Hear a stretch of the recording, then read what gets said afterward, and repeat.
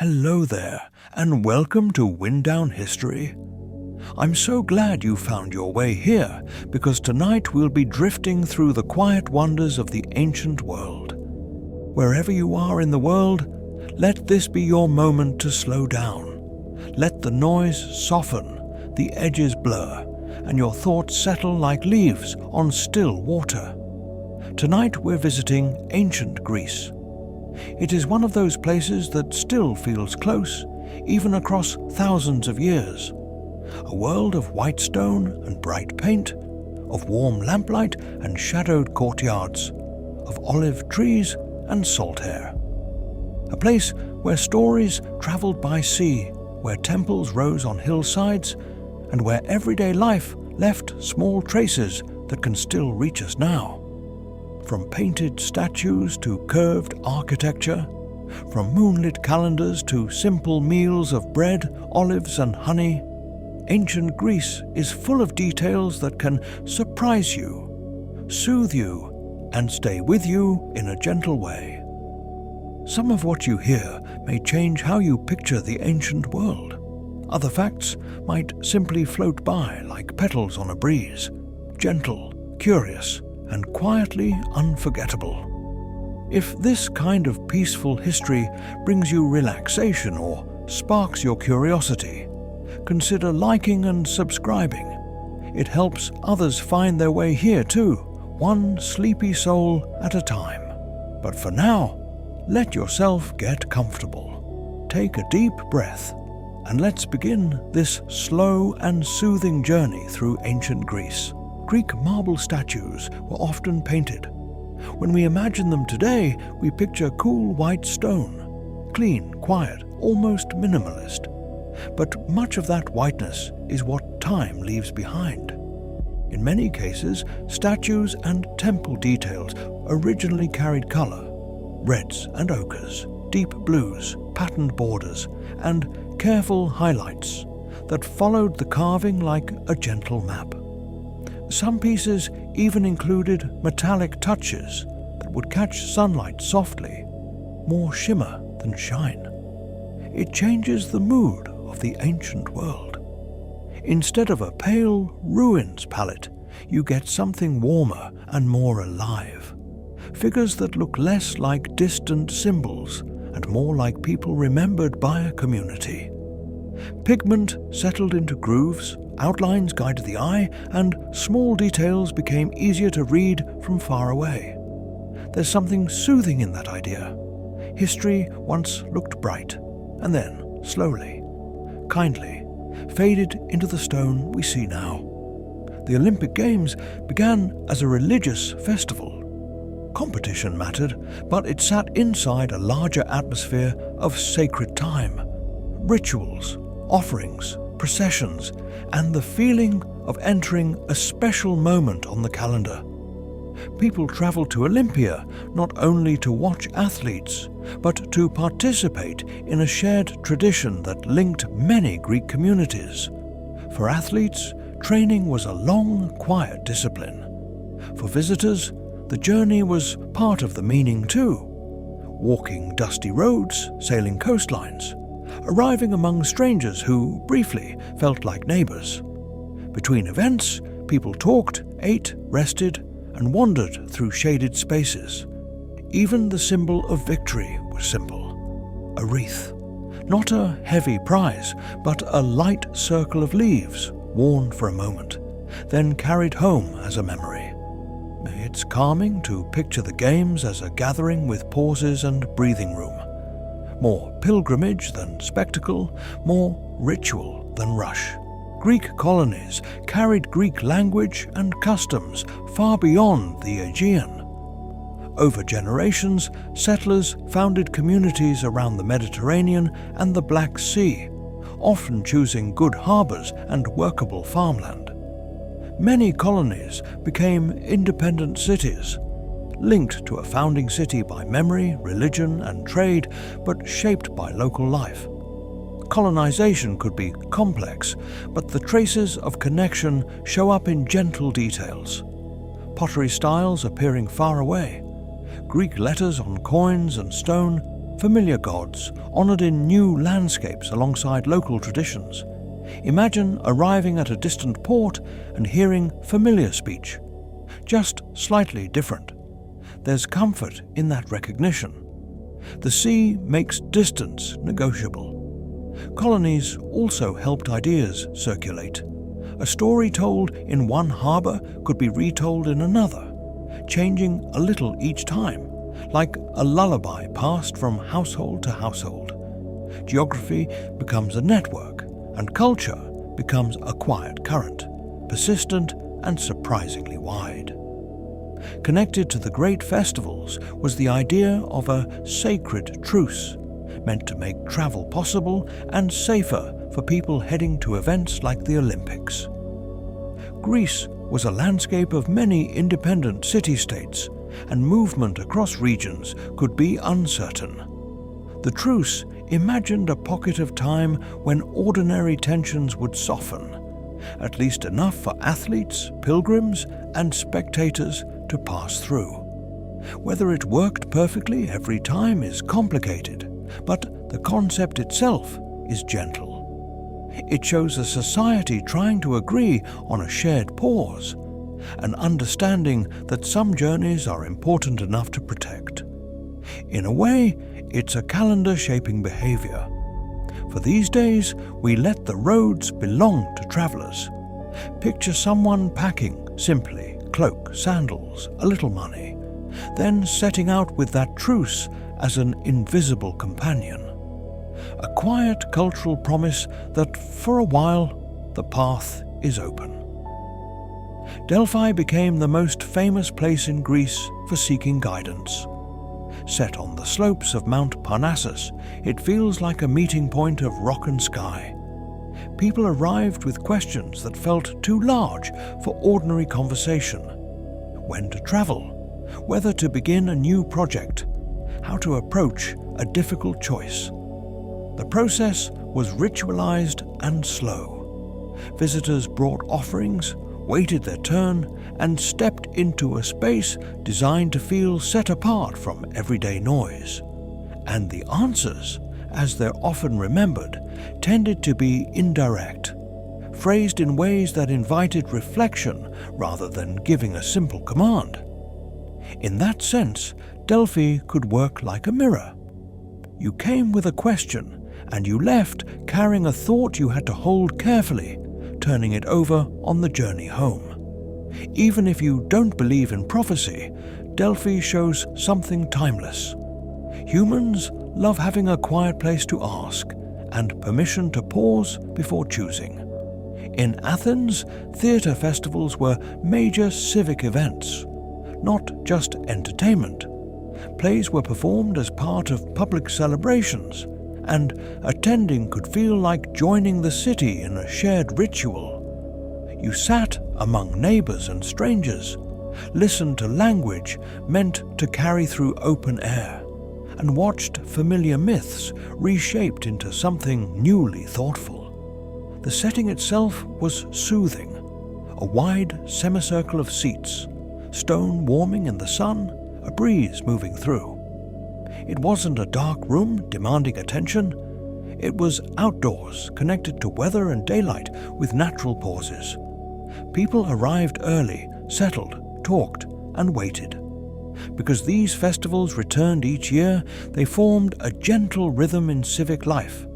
Times when work receded and listening became a public act. Even the word theatre is related to seeing. In ancient Greece, seeing together was part of belonging. Greek theatre used masks, and they were practical as well as expressive. In an open-air theatre, with large crowds and no microphones, a mask helped a character read from far away. Emotion became legible through shape and pattern, and one actor could shift roles by changing faces. There's something calming about a mask in this context. It turns performance into a clear symbol. The character is not a private individual. They are a story made visible. The audience agrees to meet the mask as a familiar language, like a sign everyone understands. Imagine the moment before stepping on stage. The actor lifts the mask, ties it, and becomes someone else. Not frantically, but ceremonially, through practice. And because masks were stylized, they encouraged listening. Your mind supplies the fine details gently, without being forced by realism. In a way, the mask gives you permission to dream the person into being with your own quiet imagination. Red figure pottery was a quiet invention that changed Greek art. Instead of painting figures black and scratching in details, artists left the figures the natural red of the clay and painted the background dark. Then they used a brush for fine lines, which allowed delicate detail. Folds of fabric, strands of hair, a hand holding a cup. It meant everyday scenes could feel remarkably alive. On a single vase, you might see a runner stretching, a musician tuning a lyre, or friends sharing wine at a symposium. These were ordinary gestures, preserved in fired earth. I liked the patience involved. Shaping the pot, planning the scene, painting with steady hands, then trusting the kiln. The result is durable and intimate. Art you can hold. And because so many vases survived, they became a gentle archive. Daily life saved not on paper, but in clay, heat, and time. Before red figure, Greek artists mastered black figure pottery. In this style, figures were painted in a glossy black slip on reddish clay. Details were then incised, scratched through the black layer to reveal the clay beneath. After firing, the contrast becomes crisp. Dark silhouettes with fine pale lines defining patterns, faces, and movement. It's a technique that rewards slow attention. Every incised line is a commitment. There's no easy erasing once the pot is fired. So black figure scenes often have a clean confidence, like a story told with strong outlines. These were practical objects too. A vase might be carried to a table, poured from, passed from hand to hand. In that way, art lived inside ordinary routines. And because the figures read well, even in low light, you can imagine them near lamplight at night. Bold shapes holding a myth, a festival, or a simple moment of work, quietly visible as the room settles. Greek vases give us an intimate window into ancient life. They show myths, yes, but also the everyday. Someone tying a sandal, a student holding a tablet, athletes rubbing oil on their skin, a woman drawing water at a fountain. In a world where wood, cloth, and spoken conversation vanish, painted pottery keeps a quiet record. A vase is not a giant monument. It's something you can lift. So the images feel close, like illustrations in a personal book. Different shapes had different uses. Mixing bowls, storage jars, drinking cups, and the scenes sometimes match the object's role. It's easy to picture a family buying a new vessel in the market, noticing the painting, then living with it daily. Art at the table, not behind a rope. And when you look closely, you can almost feel the painter's hand, a calm wrist, a practiced line, a small decision made permanent in clay. Contrapposto is a relaxed stance in Greek sculpture. The body's weight rests more on one leg, and the hips and shoulders balance it out. It's a small observation about anatomy, but it changes everything. The figure looks less like a stiff symbol and more like a living person who could shift, breathe, or speak. Contrapposto gives statues a restful quality. Even when the subject is heroic, the posture can suggest ease, strength without strain. It also hints that artists were watching real people carefully, how someone leans while listening, how a foot turns outward when the mind is elsewhere. You can try it as you listen, gently shifting your own weight. The body knows this comfort instinctively, and that's a soothing gift of ancient art.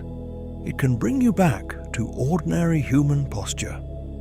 Beauty begins with a subtle adjustment, repeated with care until stone feels warm with intention, like a quiet reminder that rest has a shape.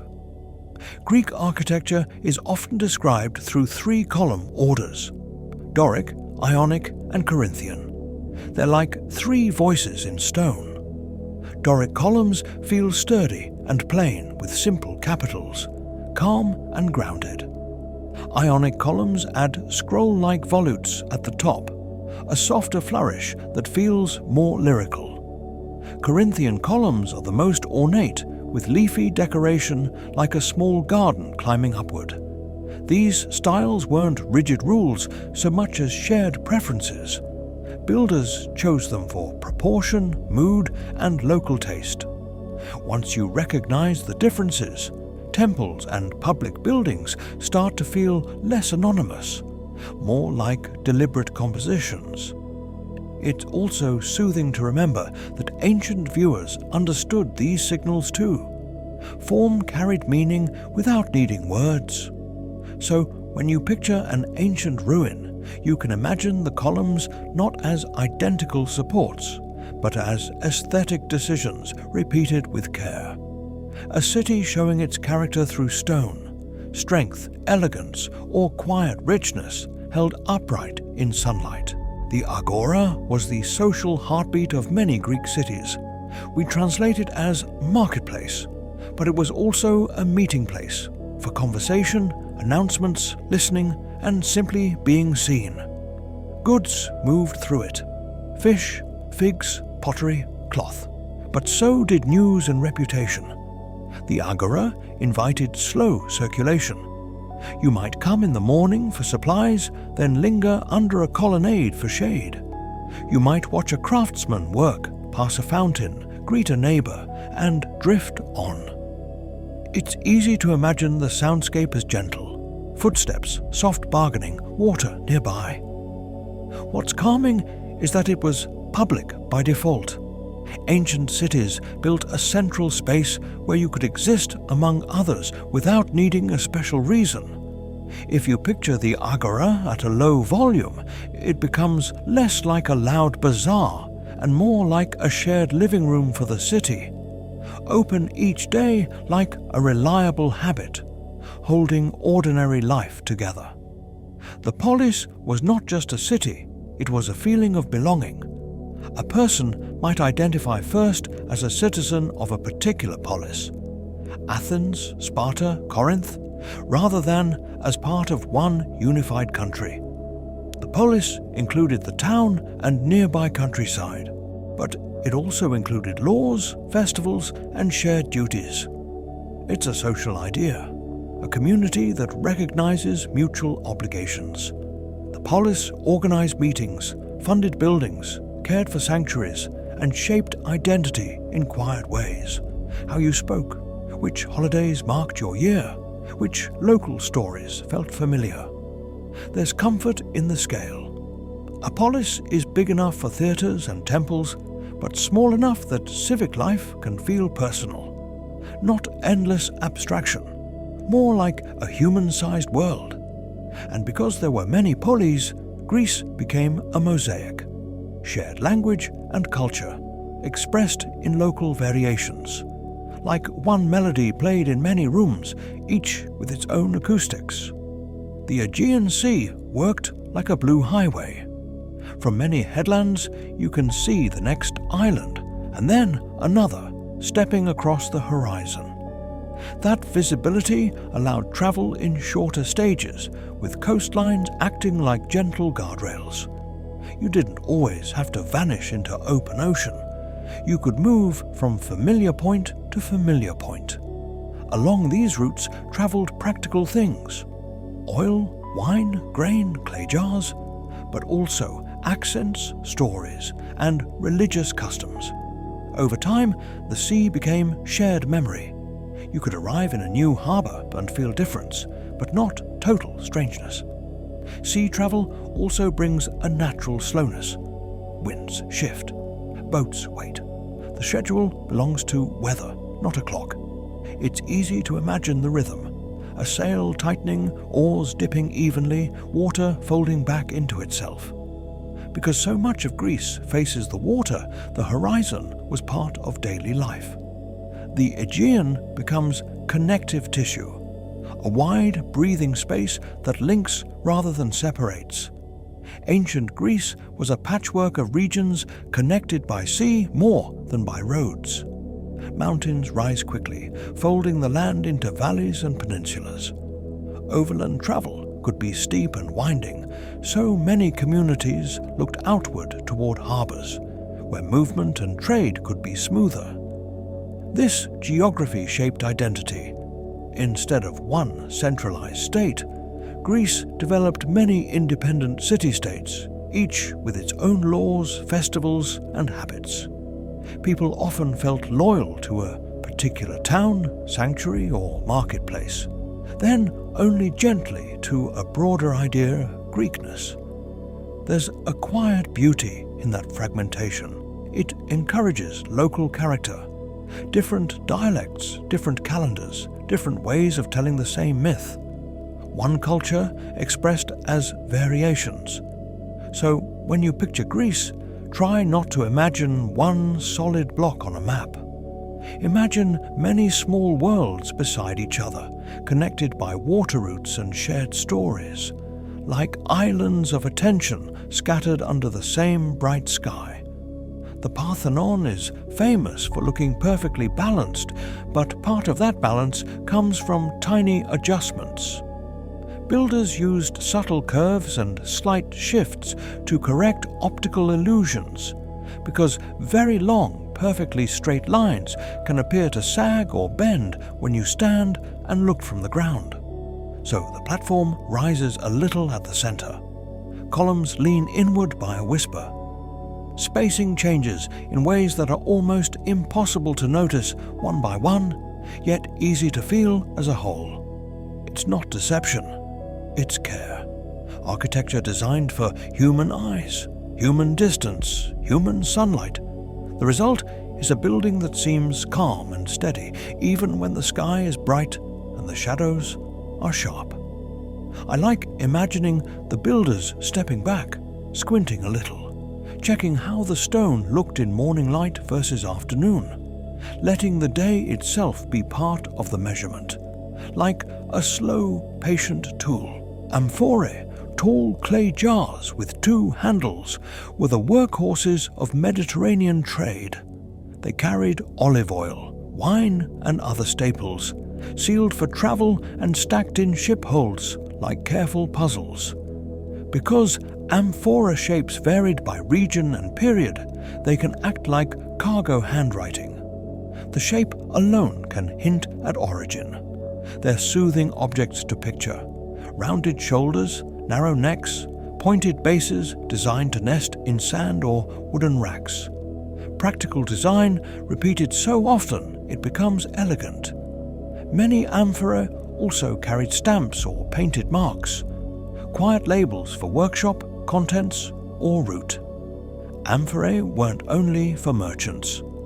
They sat in storerooms and courtyards, part of the background furniture of food and drink. Comfort, in a way, was stored in clay, and there's a lovely thought in their durability. While cloth rots and wood decays, a jar can survive centuries, still holding the curve of a potter's intention and the memory of what once filled it. Shipwrecks are unexpectedly intimate sources for Greek trade. A wreck is like a journey paused, cargo still arranged, objects still grouped as they were meant to be used or sold.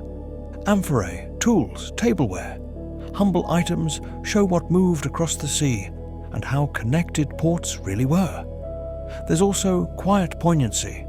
A ship sets out with routine intentions: deliver goods, return home, and then it doesn't. Over time, the sea becomes a keeper. Sand covers wood, but clay and metal remain, resting in low light. When items are recovered, the story returns slowly, not as drama, but as detail. A particular jar type, a set of weights, a lamp. You don't have to picture the moment of sinking. Picture the long stillness afterward, like an underwater storeroom. Trade routes become visible through small objects, and the ancient Mediterranean feels less like legend and more like a working world, quietly doing its exchanges. Athens had access to silver at Lorient, and that resource helped shape the city's economy. Silver could be minted into coins, used to pay workers, fund public projects, and support maritime activity. In a world where resources were often local, a dependable source of precious metal mattered. Think of silver as tactile, small, bright discs changing hands, wages paid, materials purchased, accounts counted. The city's buildings and public life were supported not only by ideas, but by practical flows of money. Behind resources there is labor, and ancient economies included hardship and inequality. We won't dwell on it, but we won't pretend the shine came from nowhere. For a calm image, stay at the surface. A marketplace where coins clink softly, a craftsman paid for a week's work, a treasury storing value in careful stacks. Lorient reminds us that geology, metal in rock, can influence history like a hidden thread under a city. Coinage made exchange easier across Greek communities. Earlier trade could depend on barter or weighed metal, so each deal began with fresh negotiation. Coins simplified that, standardized pieces with a recognizable stamp. They could travel across regions, and they could be counted quickly. City-states minted their own designs, like miniature identity cards. Athens used an owl. Other places chose animals, gods, or symbols of local pride. Money became portable art, small relief images repeated in ordinary life. There's something soothing about the physicality. A coin is solid and finite. It has weight, temperature, and sound. It turns value into an object you can hold instead of a conversation rebuilt each time. And because coins passed through so many hands, they became social connectors.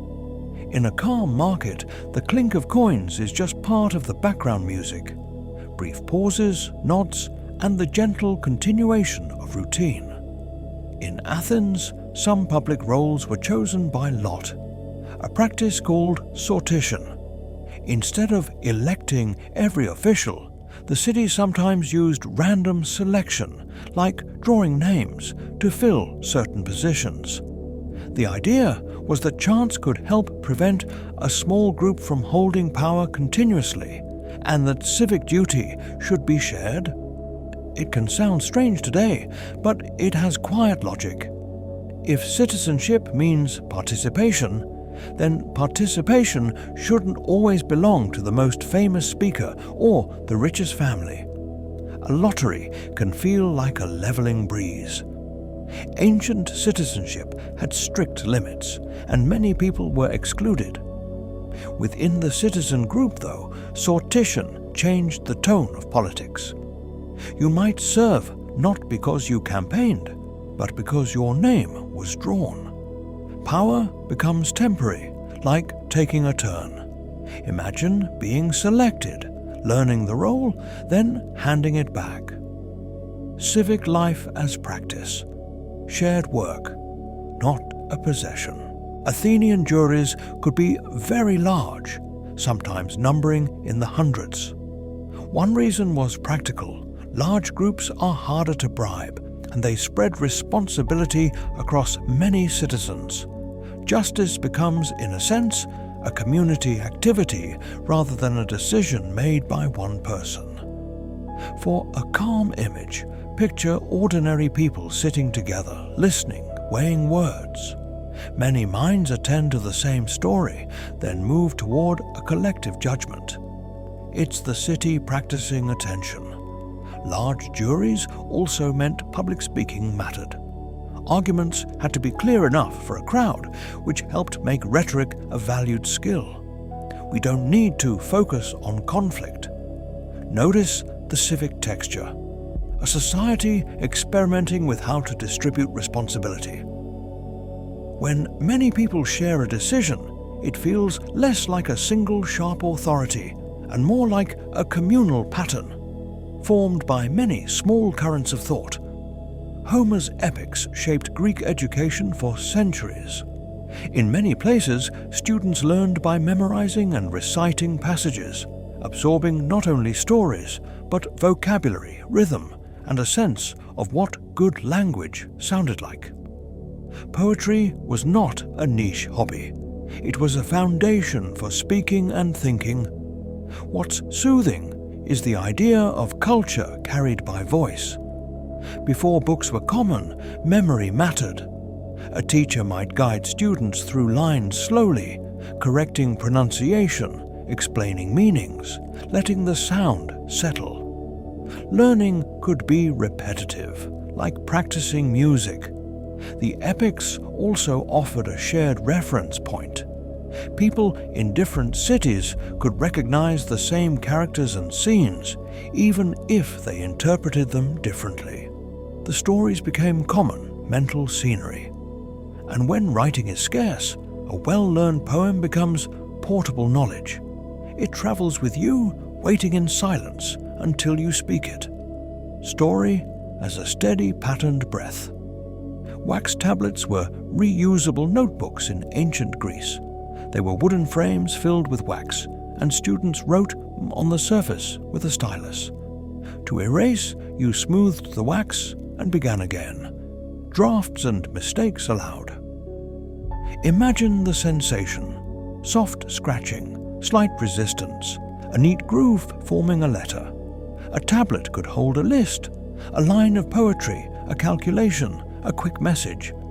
It was sturdy enough for daily handling and private enough to carry. There's something calming about an erasable surface.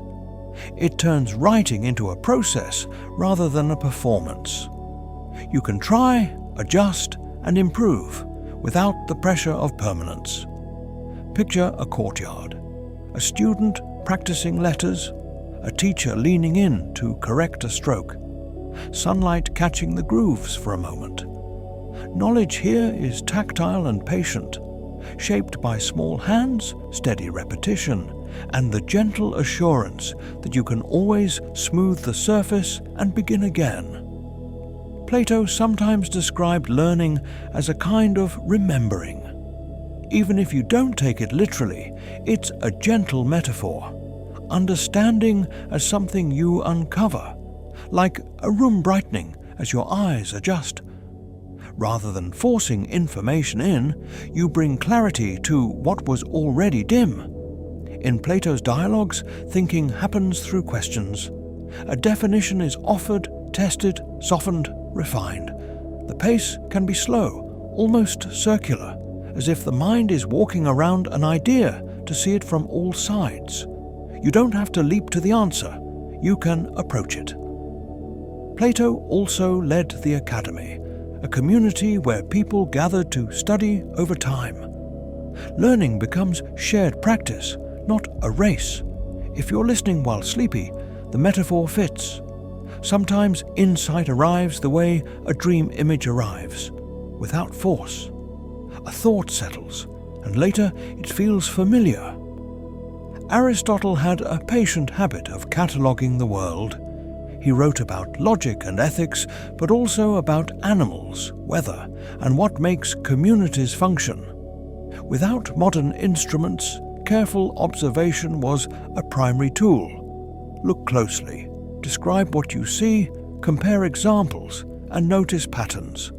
There's a stillness in that approach. To classify, you have to slow down. You hold possibilities without rushing to a conclusion. That posture, curious, orderly, steady, can feel calming, like sorting shells by shape at the edge of the sea. Later tradition connects Aristotle's school, the Lyceum, with walking discussions. Whether every detail is exact or not, the image is pleasant. Learning paced by footsteps, ideas unfolding at the speed of a gentle stroll. Picture him noticing birds comparing fish, or thinking about how cities organize themselves.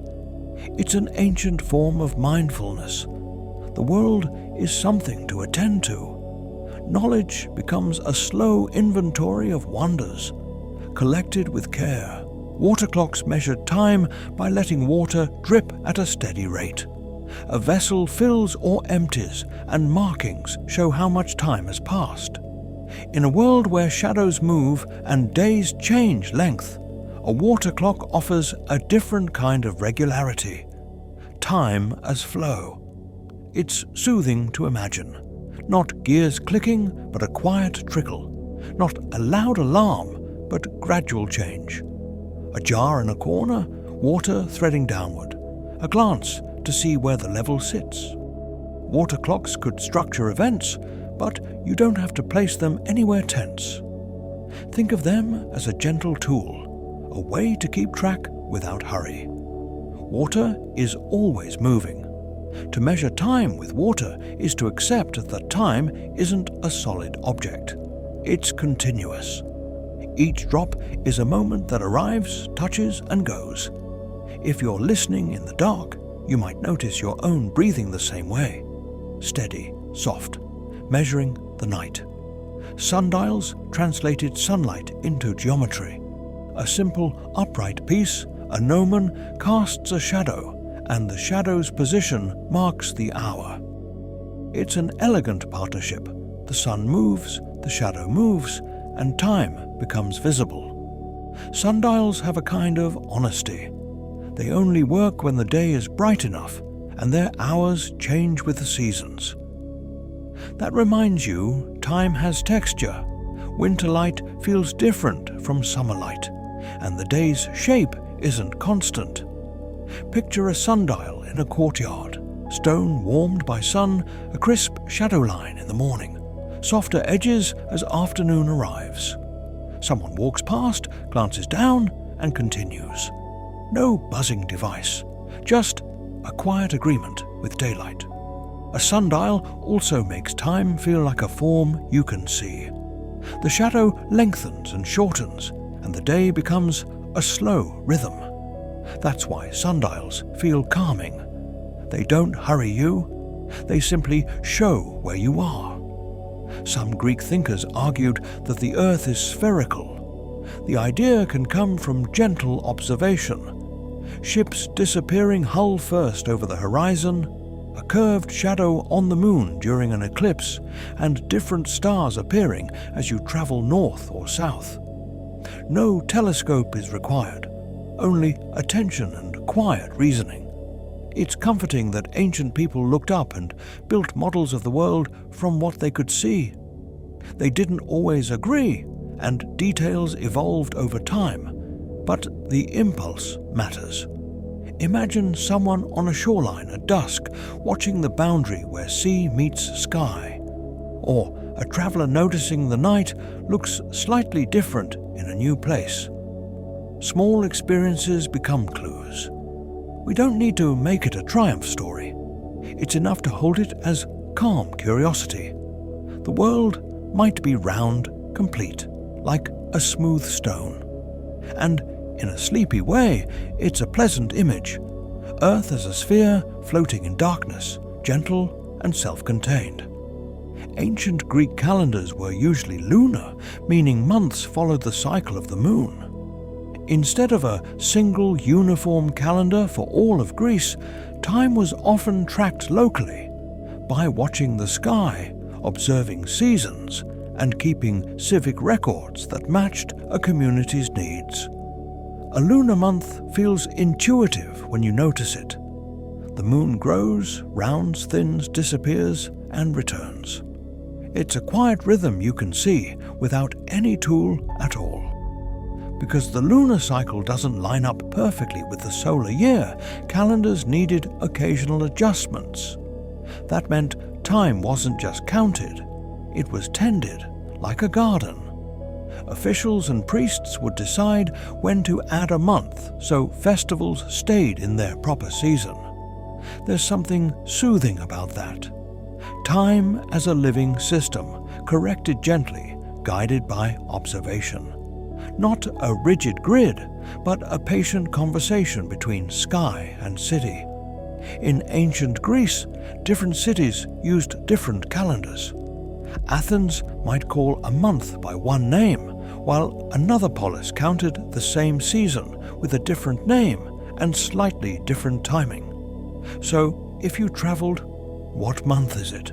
Could be a local question, not a universal one. Time had accents. It's a comforting reminder that the modern idea of synchronized calendars is not the default human experience. In many Greek communities, time was civic. It kept track of meetings, taxes, festivals, and rituals, and it belonged to the city as much as to the sky. Imagine arriving in a new harbor and hearing people speak of an upcoming festival, only to realize it's next month by their counting, not yours. You adjust, you listen, you let the local rhythm take over. There's softness in that flexibility. It makes time feel less like a command and more like a shared habit, something a community agrees to hold together, one moon at a time. Pan-Hellenic festivals were gatherings that pulled people from many Greek regions into shared rituals and competitions. Even though Greece was a mosaic of city-states with strong local identities, these festivals created moments of wider belonging. You could meet strangers who spoke a familiar language, honored familiar gods, and recognized the same stories, yet carried different local customs. Festivals also created a gentle form of national memory without a nation-state. People traveled, arrived, stayed for days, and returned home carrying impressions. A new song, a new style of vase painting, a new way of speaking. These were cultural exchanges, but they happened at a human pace, by walking, sailing, waiting, and gathering. You can picture the atmosphere: temporary tents, offerings at altars, small groups resting in shade, the steady murmur of conversation. In a world without fast communication, festivals became a slow network. Time and travel turning community into something you could physically experience. Sacred spaces in Greece weren't always grand buildings. A grove of trees could be holy. A spring could be sacred. A particular rock face, cave, or quiet hillside might carry meaning simply because people agreed it did. Because stories gathered there, offerings were left there, and generations treated it with care. This kind of holiness feels gentle because it's embedded in the landscape. It doesn't require walls to feel real. A place can be sacred because it's beautiful, mysterious, or simply old in human memory. You arrive, lower your voice, and behave a little differently. Not from fear, but from respect. Imagine a path leading to a spring under trees. You can hear water before you see it. Someone has left a small token, maybe a ribbon, a tiny figurine, a carved name. The place becomes a shared pause where daily time loosens its grip. It's an ancient reminder that meaning can live quietly in nature.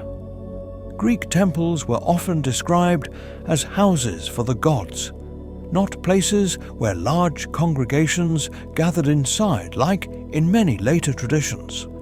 The temple held the deity's statue and sacred objects, and it stood as a focal point, an address in a sense for divine presence. People usually experienced temple worship from outside, in open air, where sunlight and wind were part of the setting. This changes the feel of religion. It's less about sitting indoors, listening, and more about approaching, offering, and then stepping back, like visiting a respected home. The building itself was a kind of offering. Careful stonework, measured proportions, painted details, and a placement chosen for visibility. Picture the temple as something you circle slowly. You notice the columns, the steps, the shadows. You stand before it, then leave, carrying the impression with you. There's a calmness in worship that happens outdoors. The sky stays present. Ritual becomes part of the day, not separate from it. Altars, often placed outside temples, were central to many Greek rituals. The altar is a practical feature where offerings are made, but it's also symbolic. It turns a piece of open space into a focus, like a small stage where attention gathers and then disperses. Because altars were usually outdoors, ceremonies happened in the same world as ordinary life. Birds overhead, sun shifting, dust underfoot. That openness can feel grounding. Nothing is hidden behind closed doors. The act is witnessed by the community and by the landscape. Not every offering was dramatic. Many were small, routine, and repeated over years, like a habit of gratitude or a request spoken softly. Think of a person approaching with a simple gift, placing it carefully, then stepping away. Altars also created rhythms in the calendar. Certain days meant certain rituals, returning like familiar steps. In a sleep-friendly way, you can picture an altar at dawn. Quiet, cool stone, a few early visitors, and the day beginning slowly around a shared focal point. Votive offerings were gifts left at sanctuaries, small objects meant to honor a god or mark a wish. They could be tiny figurines, plaques, simple crafted items, or inscriptions with a name and a short message. In some places, sanctuaries gathered these offerings over time, filling rooms with thousands of small tokens, each one a private hope made visible. What's soothing is how personal and modest many offerings were. Not everyone could give something grand. A small object could still carry meaning because the act of giving was the point. The sanctuary becomes a place where ordinary people leave traces. Imagine walking through a sacred site and seeing shelves or walls lined with these objects.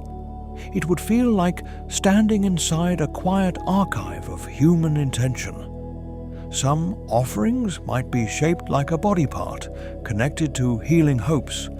Others might be miniature tools, animals, or symbols. It's also a gentle form of timekeeping. The accumulation of gifts shows that generations returned, asked, thanked, and moved on. The sanctuary holds their presence without demanding noise. Processions were a major part of Greek religious and civic life. They turned ritual into something you could see moving through the city. People walking in order, carrying offerings, playing music, wearing garlands, guiding the community's attention from one place to another. A procession changes the feeling of streets. The everyday path becomes ceremonial for a while. What makes a procession calming is its pace. It's not rushed. It has structure, like a slow river of bodies moving together. You can step aside and watch, or you can be inside it and feel the collective rhythm. Footsteps, pauses, turns. Processions also linked sacred and civic space. They might begin in a neighborhood and end at a sanctuary, or circle key landmarks, stitching the city together with ritual movement. In your imagination, picture one in early morning. The air is cool. Sunlight touches the tops of buildings first. People carry small objects carefully, not tightly. The city listens to itself, walking. Even without believing in the gods, you can feel the social comfort, a community practicing unity in a gentle, visible way. Many Greek gods had local versions. Zeus might be honored in one place with a particular title and story, while another city emphasized a different aspect of him. Artemis might be celebrated differently in a rural sanctuary than in a coastal city. This flexibility meant religion could be both shared and personal. Common names, local faces. It's comforting to think of divinity not as one rigid blueprint, but as a set of relationships shaped by place. A mountain community might connect a god to weather and springs. A port might emphasize protection at sea. Stories gather around what people notice and need. Local versions also gave cities identity. A sanctuary wasn't just for a god. It was our sanctuary, with our traditions and festivals returning each year like familiar music. Imagine traveling and visiting a new shrine. You recognize the deity's name, but the statue looks different. The offerings differ. The myths are told with local details. It's like hearing a song you know, performed in another style. That softness, shared culture with room for variation, is one of the quietly beautiful qualities of the Greek world. Religion in Greece wasn't only public. Many households kept small shrines at home, simple spaces for offerings, prayers, and daily gestures of respect. This could be a corner with a small figure, a lamp, or a little dish for incense or food. It made spirituality domestic, woven into routine rather than reserved for big events. Household shrines could mark thresholds too, connecting religion with coming and going, leaving the house, returning, welcoming guests. In a world where daily life involved uncertainty, small rituals offered steadiness. They didn't need grand words. Sometimes the act itself was enough. Lighting a lamp, placing a bit of food, pausing for a breath. Picture the quietness of it. A courtyard at dusk, the day cooling, someone moving gently through familiar motions. No crowd, no performance, just a private moment. It's also a reminder that ancient religion wasn't only about temples and festivals. It lived in kitchens and doorways, in the soft margins of the day, where people sought calm and continuity. Athena was associated with wisdom, craft, and protection of the city, especially Athens, which carried her name. What's interesting is how practical her symbolism can feel. Wisdom isn't only abstract thinking. In Athena's world, it includes skill, weaving, building, planning, making something well. The mind and the hand belong together. That combination suits the ancient city. A polis survives through decisions, but also through workmanship. Cloth must be woven, ships built, tools repaired, accounts kept. Athena's presence can feel like a blessing on careful labor and steady thought. You can picture her not only as a statue on a high hill, but as a quiet influence in workshops and homes. A craftsperson tightening a knot, smoothing a surface, measuring twice before cutting once. Those moments carry her atmosphere. There's a soothing message in that. Excellence doesn't have to be loud. It can be calm competence, repeated daily. Wisdom can look like patience, and protection can look like preparation. Dionysus was linked with wine, theatre, and communal celebration.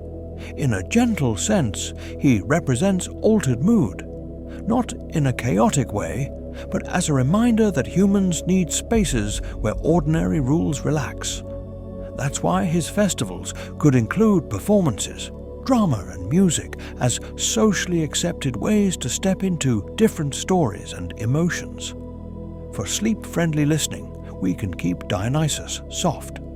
Think of evening gatherings, lamps lit, cups passed, songs sung at a low volume, laughter rising and then settling. Theatre, too, is a kind of safe transformation, putting on a mask, entering a myth, returning home afterward. Dionysus also shows how deeply Greeks connected art with ritual. Drama wasn't just a show, it was woven into civic and religious life, a shared event that arrived on the calendar. There's something comforting in that integration. Celebration with structure, emotion with boundaries. A culture giving itself permission to loosen, carefully at the right time, then return to routine. Many Greek houses were built inward around a courtyard. From the street, the exterior could look plain, walls, a simple doorway, not much display. But inside, the courtyard opened light and air into the home. It offered privacy, shade, and a small pocket of sky. This design suits hot climates and close neighborhoods. Instead of wide windows to the street, the house turns toward itself. Daily life gathers around the center. Cooking, weaving, conversation, children playing, water stored in jars. The courtyard becomes a quiet stage where routine repeats. You can imagine the sounds: footsteps on stone, a broom sweeping dust, a voice calling from one room to another, a small splash from a basin. Even the light feels calmer because it arrives indirectly, reflected, filtered, softened by walls. Courtyard living also creates a gentle boundary between public and private. Outside is the busy city. Inside is the household's rhythm. It's a spatial lullaby. Enclosure, then openness. Walls, then sky. Noise, then quiet. Courtyards didn't only bring light, they helped regulate comfort. In warm weather, shaded spaces and open airflow mattered. A courtyard could collect breezes, create cooler pockets, and offer a place to work without full sun. At different times of day, the light shifts across the floor like a slow clock. This makes domestic life feel very physical and grounded. People weren't only living inside rooms, they were living in a pattern of shade and warmth. You choose where to sit based on the sun's angle. You move a task into better light. You rest where the air is best. Picture a clay water jar standing in a corner, staying cool. A plant in a pot. A mat laid out for sitting. Maybe a small shrine or a lamp niche nearby. It's a gentle environment built for repetition. In a way, the courtyard is a quiet technology, architecture doing the work of comfort. It's soothing to remember that ancient homes weren't only about survival. They were designed with everyday ease in mind. A small center of calm, open to the sky, reliable as a habit. Public fountains and springs shaped daily routes through Greek cities. If you needed water, you went where water was, often to a communal fountain house or a spring. That meant the act of drawing water created regular movement. People walking the same paths, meeting neighbors, exchanging small news. A fountain is both practical and social. It's a place where time slows because filling containers takes a moment. You wait your turn. You adjust the jar. You balance weight. Everyday necessity becomes a gentle gathering point. Fountain houses could be simple or elaborate, sometimes decorated and built with care because water is worth honoring. In warm climates, the sound alone can feel like relief. A steady pour, a splash into stone basins. Picture early morning, when the air is cool and the city is just waking. Someone arrives with a jar, listens to water, and lets their shoulders drop. The fountain doesn't ask you to hurry. It just keeps flowing. Even now, many people find running water calming. Ancient Greeks built that calm into civic space, a reliable place where the body's need becomes a shared, quiet ritual. Olive trees thrive in rocky soil and dry summers, exactly the kind of landscape much of Greece offers. That resilience helped make olives a staple. The tree itself is long-lived, slow-growing, and steady. which gives it a symbolic weight beyond its practical value. An olive grove can feel like a patient inheritance. Olives could be eaten, pressed into oil, and used for cooking, lighting, and skincare. Oil was a daily companion, in food, in lamps, in the sheen on pottery and wood. It's easy to imagine the smell, green and slightly bitter, familiar in kitchens and storerooms. Harvesting olives is rhythmic work. You gather, sort, press, store. The cycle repeats each year with seasonal predictability. That predictability is comforting. The tree gives again and again if tended, and the olive branch itself became a quiet symbol of peace and victory. Not a loud trophy, but a simple sign from a living tree. In a sleep-friendly way, the olive tree feels like Greece's calmest ambassador. Sturdy, sun-taught, enduring. Vineyards also shaped Greek life. Grapes turned sunlight into sweetness, and with time and fermentation, that sweetness becomes wine. Stored, shared, diluted with water, and woven into meals and gatherings. Wine wasn't always about intoxication. Often it was about flavor, hospitality, and ritual practice. The process is slow. Vines need pruning and patience. Harvest has a season. Fermentation takes its own time. Then wine rests in jars, aging quietly in cool spaces. It's a good reminder that ancient foods and drinks carry the imprint of long attention. Wine was commonly stored in clay vessels, and trade moved it between regions. That means a sip could carry geography. One valley's grapes, another city's taste. Picture an amphora sealed with clay or resin, set in a storeroom. The household knows it's there, like a small reserve of comfort for guests and festivals. There's something soothing about stored abundance, not excess, but readiness. A culture keeping a little warmth for later, held in earth-baked jars. Bread, olives, and wine formed a simple culinary triangle in much of ancient Greece. It's not glamorous, but it's dependable. Staples that can feed many people through ordinary days.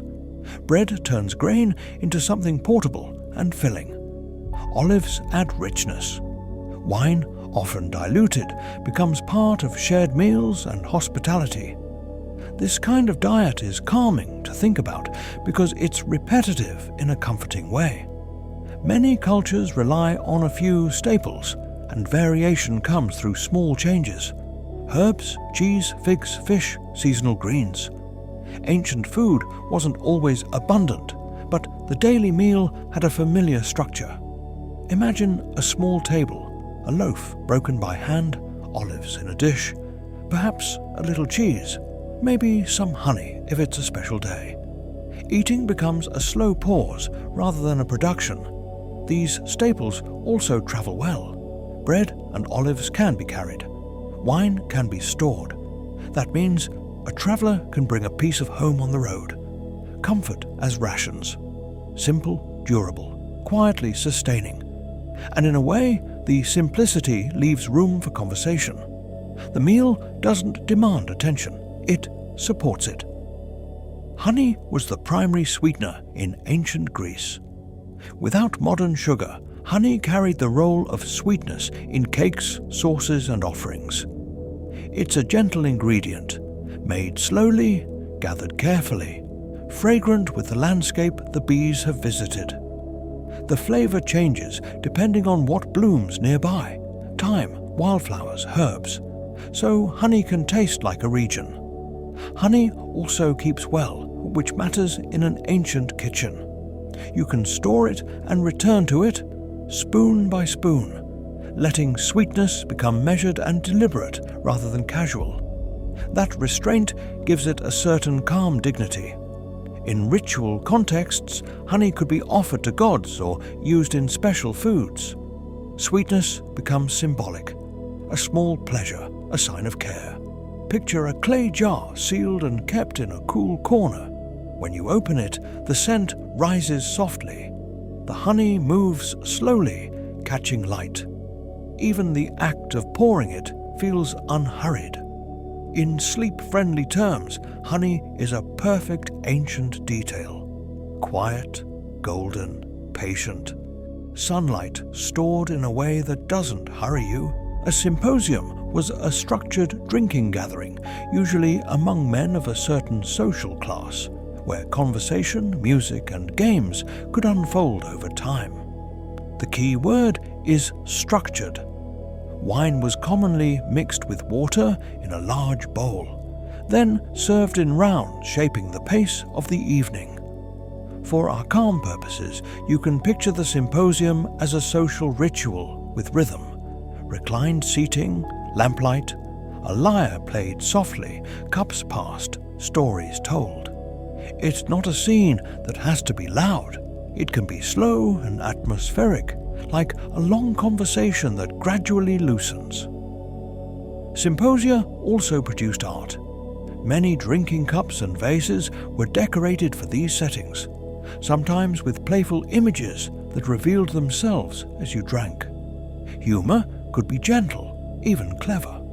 The symposium reminds us that ancient leisure wasn't only free time. It was a cultural practice with rules and expectations, an evening designed to hold people together. And if you're listening while sleepy, it's easy to borrow the mood.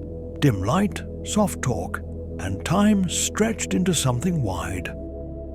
The chiton was a common garment in ancient Greece, and its simplicity is part of its charm.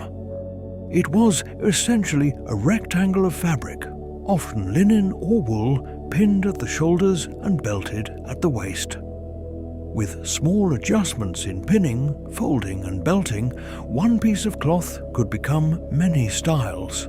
Shorter for work, longer for formal occasions, looser or more fitted depending on preference. There's something soothing about clothing that's shaped by gentle decisions rather than complex tailoring.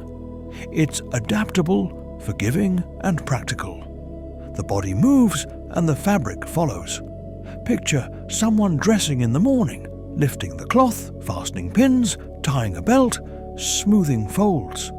It's a quiet routine, like making a bed or lighting a lamp.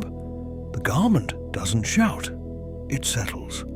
Because chitons appear so often in art, they also become a visual signature of Greek life. When you see figures on pottery or in sculpture, the folds are familiar. Soft geometry around shoulders and knees. In a world without fast fashion, a well-made garment could last. Comfort and beauty came from repetition, repair, and the calm skill of wearing something well. Wool was common in Greek clothing because sheep were widespread, and wool is warm, durable, and easy to work with. Linen, made from flax, was prized for its lightness, especially in warmer seasons.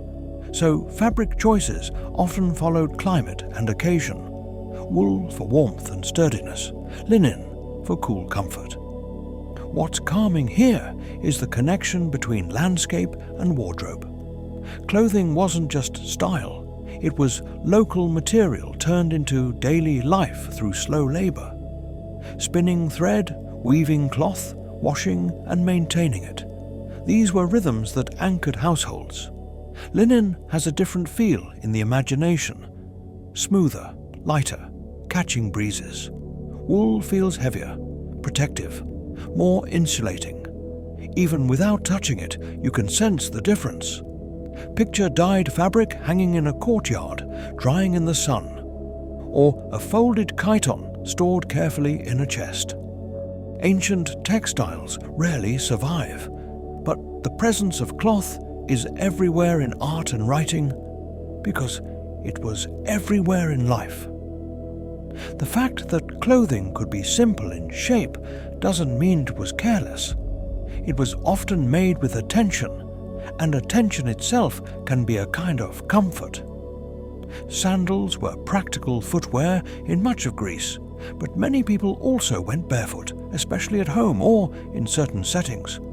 Warm climates, smooth floors, and familiar paths make bare feet feel natural. The ground becomes part of your sensory world. Cool stone, warm dust, the texture of a threshold. Even sandals were often minimal, straps and soles that did the job without excess.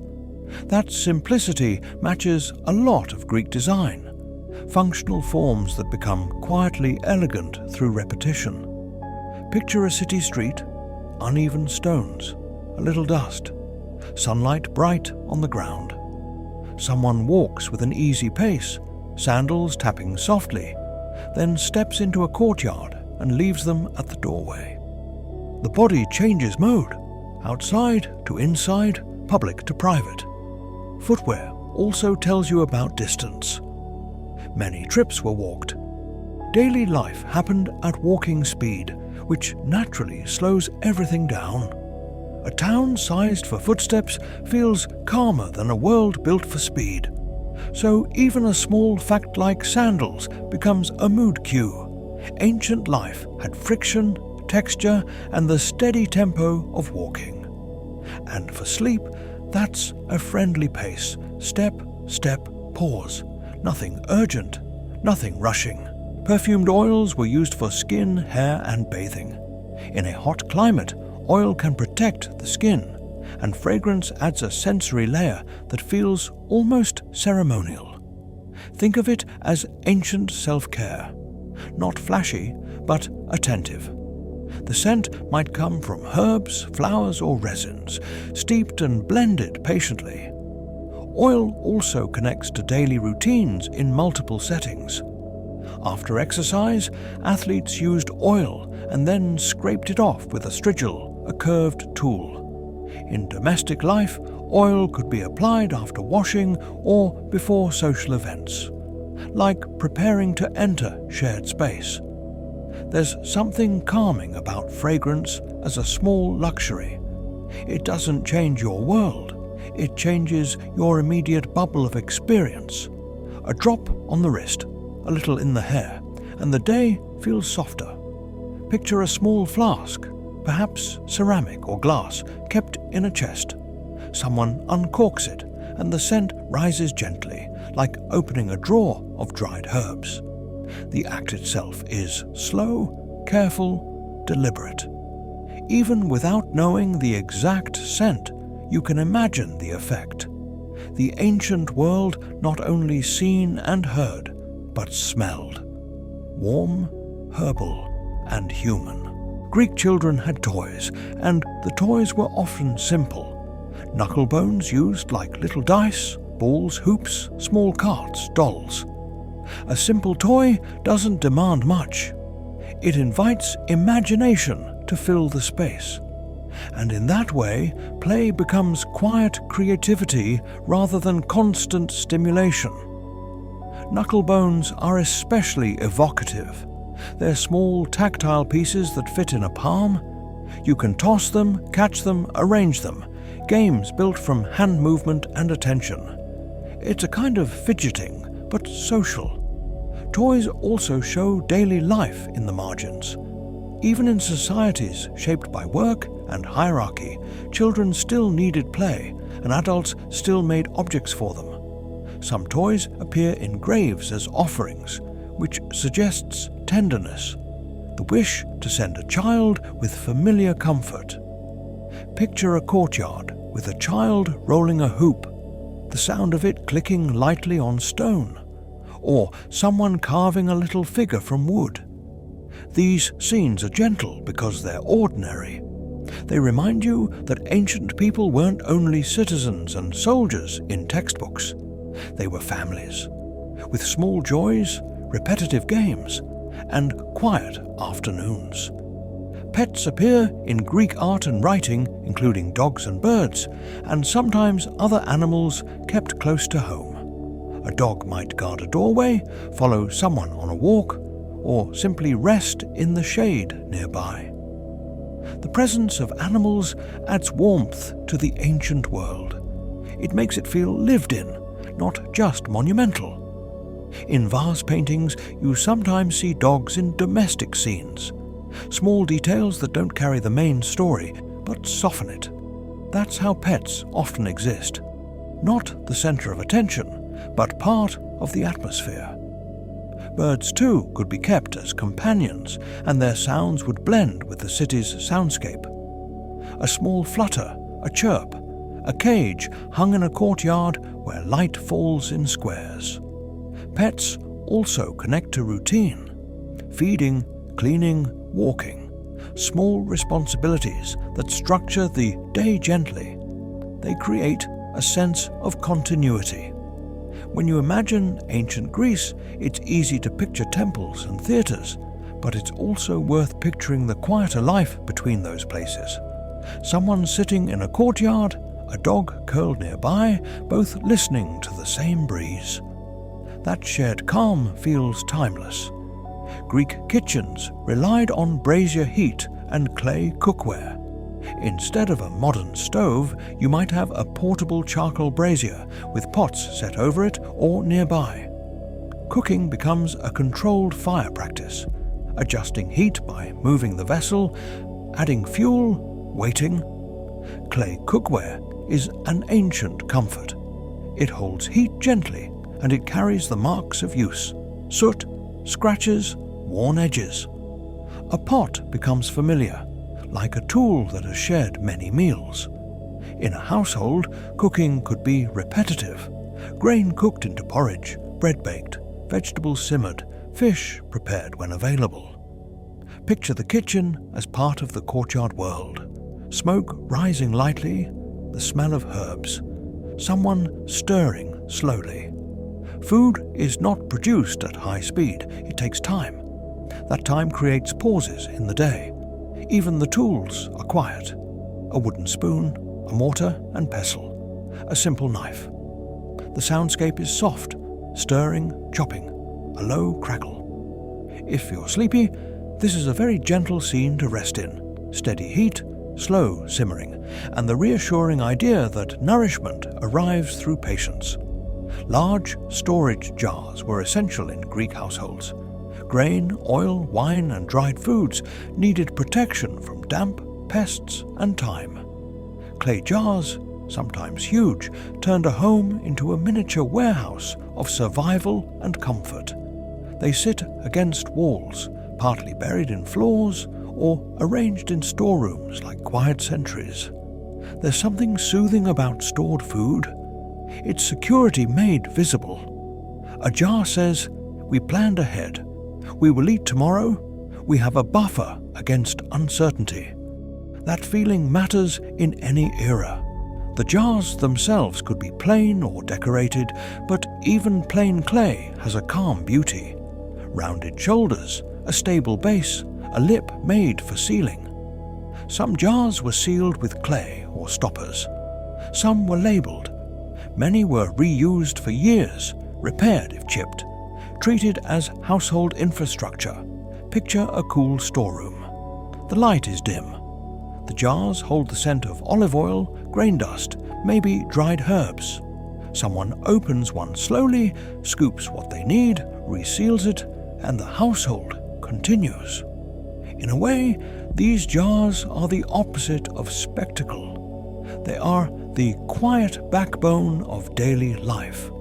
Ordinary objects that make ordinary calm possible. Loom weights are small, heavy objects, often clay, that were used in weaving on a vertical loom. They hang from threads, keeping them taut, creating tension that makes weaving possible. Archaeologists find loom weights in large numbers, and their abundance is a quiet clue. Weaving was constant, domestic, and essential. Cloth doesn't appear out of nowhere. It comes from many slow steps, spinning fibers into thread, setting up a loom, weaving row by row, day after day. Loom weights represent that patient labor in a tangible way. They're the gravity of textile making. Imagine a loom in a courtyard or a room near light. Threads hang like a soft curtain. Weights keep them straight. A weaver passes the weft through, presses it into place, repeats. The motion is rhythmic, almost meditative. Weaving also connects to social life.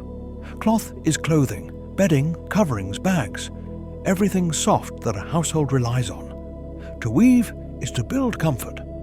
So a small clay weight becomes a surprisingly tender artifact, proof of repetitive care, a tool for making warmth, privacy and softness, one quiet line at a time. Mosaics turned floors into patterned worlds. Small pieces of stone or glass, tesserae, were arranged to create borders, geometric designs, and sometimes detailed images. A mosaic is art you walk on, which changes its mood.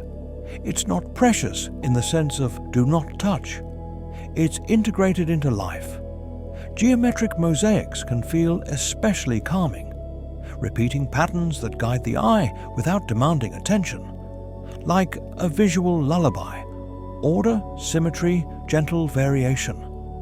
Even figurative mosaics often have a composed stillness, suited to rooms where people gathered, ate, and talked. To make a mosaic takes patience. Each piece must be placed, aligned, pressed into bedding. The craft is slow and physical, and because floors endure footsteps, mosaics were built to last, art designed for time. Picture a sunlit room with a cool stone floor. The mosaic catches light at tiny angles, making a soft texture of reflections. Someone crosses the room, and the scene remains steady underfoot. It's a comforting thought. Beauty not held apart, but built into the ground of daily routine, quiet patterns supporting ordinary life. Lyres and aulos pipes shape the soundscape of ancient Greece. The lyre is gentle to imagine. A small stringed instrument held close to the body, its sound intimate and clear, like a soft conversation. The aulos, often played in pairs, had a stronger, reedy tone, used for dances, processions and performances. Together, these instruments remind us that Greek life wasn't silent stone and still museums. It had music in ordinary spaces. Music also had structure. Songs were learned, repeated, and shared the way people share stories, through memory and practice. You can picture someone plucking a simple pattern while others listen, not needing to clap or react loudly, just letting the sound fill the air. And because much of life happened in courtyards and outdoors, music mixed with natural ambience. Wind, footsteps, water from a fountain. The result is a calm layering, human rhythm resting inside the larger rhythm of the day. The Greek alphabet helped make writing more flexible and widely usable. Earlier writing systems could be complex, but an alphabet, using a smaller set of symbols to represent sounds, can make reading and writing easier to learn and spread. It becomes a tool that fits many purposes: recording laws, labeling goods, dedicating offerings, writing letters, copying poetry. There's something soothing about a culture turning spoken sound into simple marks. A voice becomes lines, curves, and angles, quiet shapes that hold meaning without needing to be spoken right away. And because writing could appear on stone, pottery, metal, and wood, words could live in many textures. Imagine a potter scratching a name on wet clay, or a person reading a short inscription at a sanctuary. The alphabet turns language into a portable object, something you can carry, carve, repeat. It also slows time. Writing lets a thought wait patiently for the next reader, like a message resting in the dark until morning. The sophists were teachers who focused on rhetoric, how to speak persuasively, how to argue, how to present ideas in a way that would be effective in public life. Whatever you think of them, they reflect a world where speech mattered deeply. In many Greek cities, being able to express yourself clearly was a practical skill, not just a personal talent. Rhetoric can sound competitive, but you can also imagine it quietly. a teacher guiding a student through phrasing, tone, and structure, the way a music teacher guides a melody. How you place a word, where you pause, which example you choose. These are gentle crafts.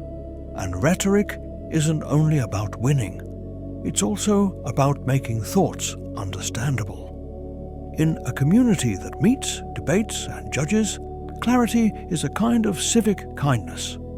Picture a student practicing aloud in a courtyard, repeating a sentence until it feels smooth.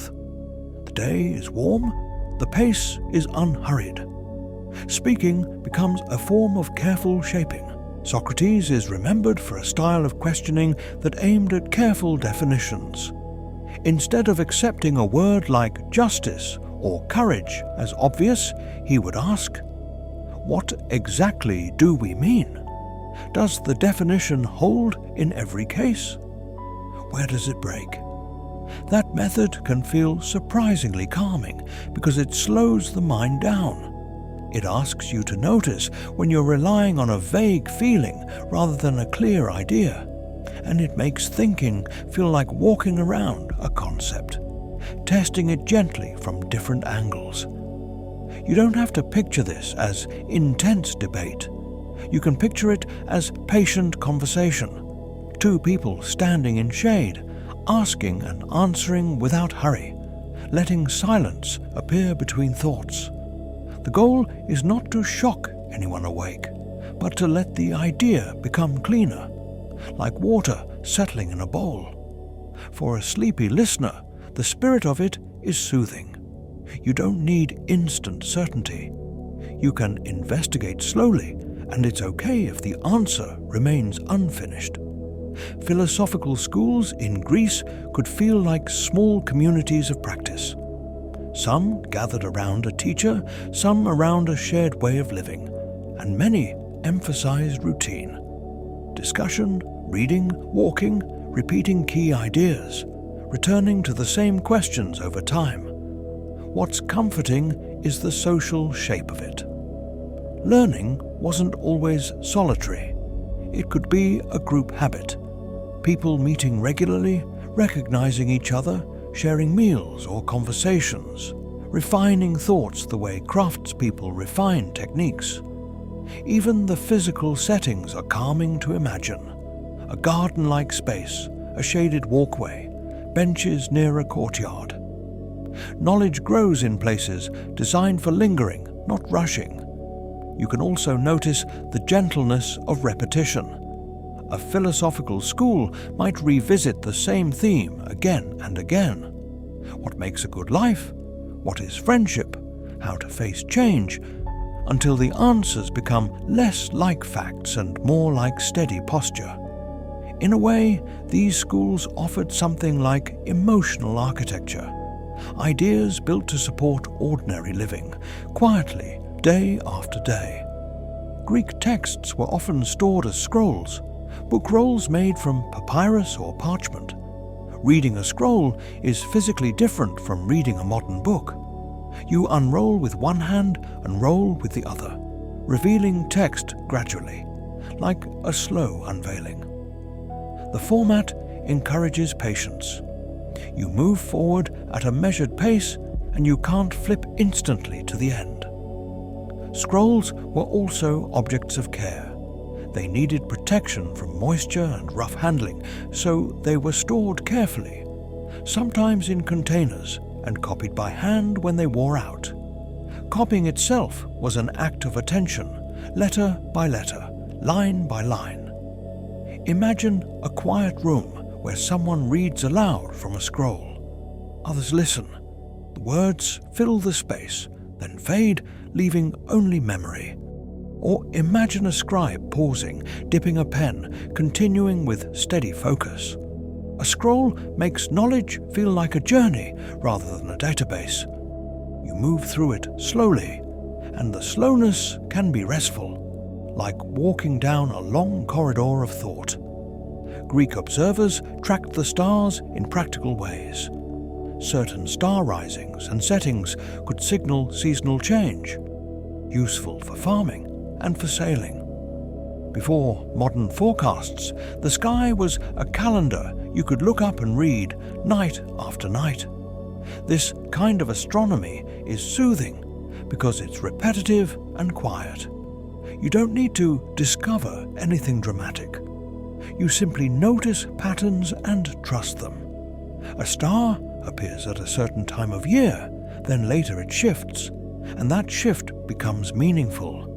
A reminder that seasons turn. Picture someone standing near a shoreline at night. The sea is dark, the air cool. They recognize a familiar cluster of stars, not as a scientific chart, but as lived experience. This tells me where I am in the year. Even if ancient explanations differed from ours, the practice itself is gentle. Watching the sky teaches patience.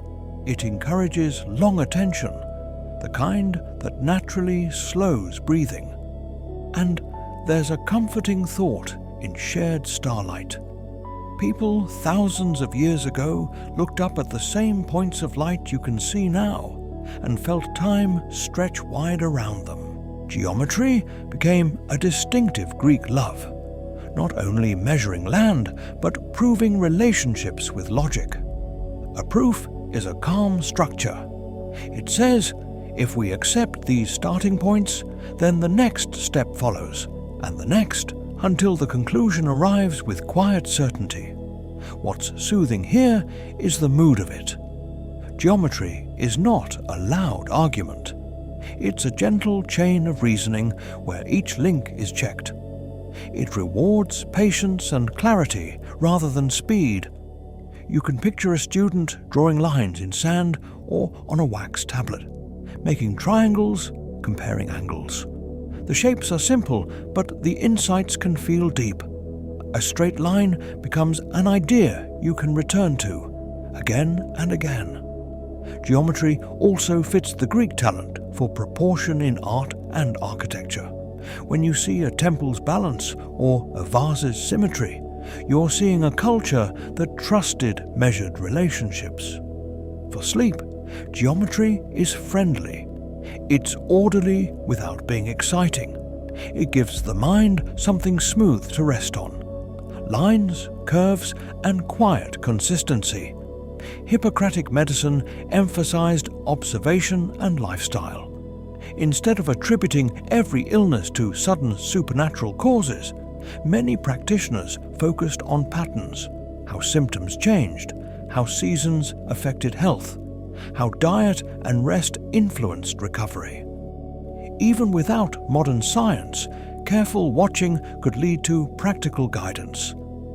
This approach feels calm because it treats the body as something understandable and predictable, at least in part. Health becomes a matter of balance and routine. What you eat, how you sleep, how you move through the day. It's a gentle idea. Care as steady maintenance rather than emergency. Imagine a healer listening quietly, asking simple questions, noting the patient's condition, then offering advice that's more about daily rhythm than dramatic intervention. There's comfort in that steadiness. Ancient medicine was limited, and outcomes could vary widely. We don't need to romanticize it, but the posture of observation is meaningful, the belief that attention matters. And in a sleepy way, lifestyle medicine feels like an ancient echo of something we already know. Rest, nourishment, and patience can be powerful, even when the world is uncertain. Some Greek sanctuaries also functioned as healing places, blending ritual with care. People might visit seeking relief, bringing offerings, resting in a sacred environment, and following prescribed practices. The sanctuary becomes a kind of retreat, not only a medical space, but a space designed to feel protected and meaningful. For our gentle imagining, focus on the atmosphere. A quiet complex of buildings, shaded walkways, clean water, and routines that slow the day down. Even the journey there could be part of the healing.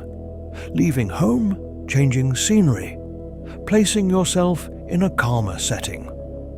These healing traditions often involved sleep and dreams, which makes them especially fitting for a wind-down channel. The idea is not a miracle on command, but a softened mind. Rest in a place where care is expected and let the body do what it can. Picture someone lying down in a calm room, hearing distant footsteps, a lamp burning low. Outside, trees move slightly in the wind. The sanctuary holds time differently, like a gentle pause. Whatever your beliefs, it's soothing to know ancient people also sought healing through quiet environments and purposeful rest. Archimedes is remembered for ideas that later influenced engineering and physics, especially the practical language of levers, buoyancy, and measurement. Even if you never use the formulas, the spirit is calming. The world can be understood through simple principles. A lever is a soothing image. With the right balance point, a small force can move a heavy weight. It's not about strain, it's about arrangement. That feels like a metaphor for many things. You don't always need more effort. Sometimes you need a better position.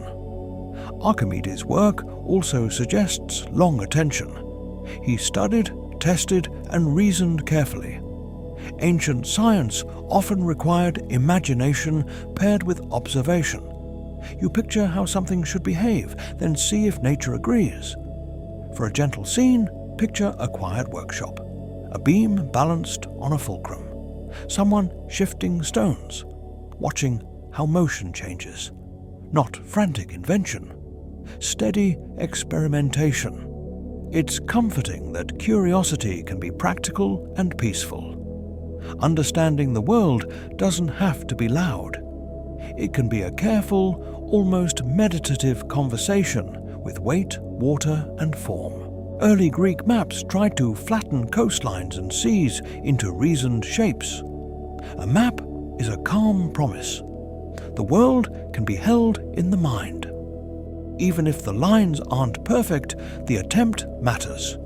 It turns travel and geography into something shareable, something you can point to, discuss, and refine.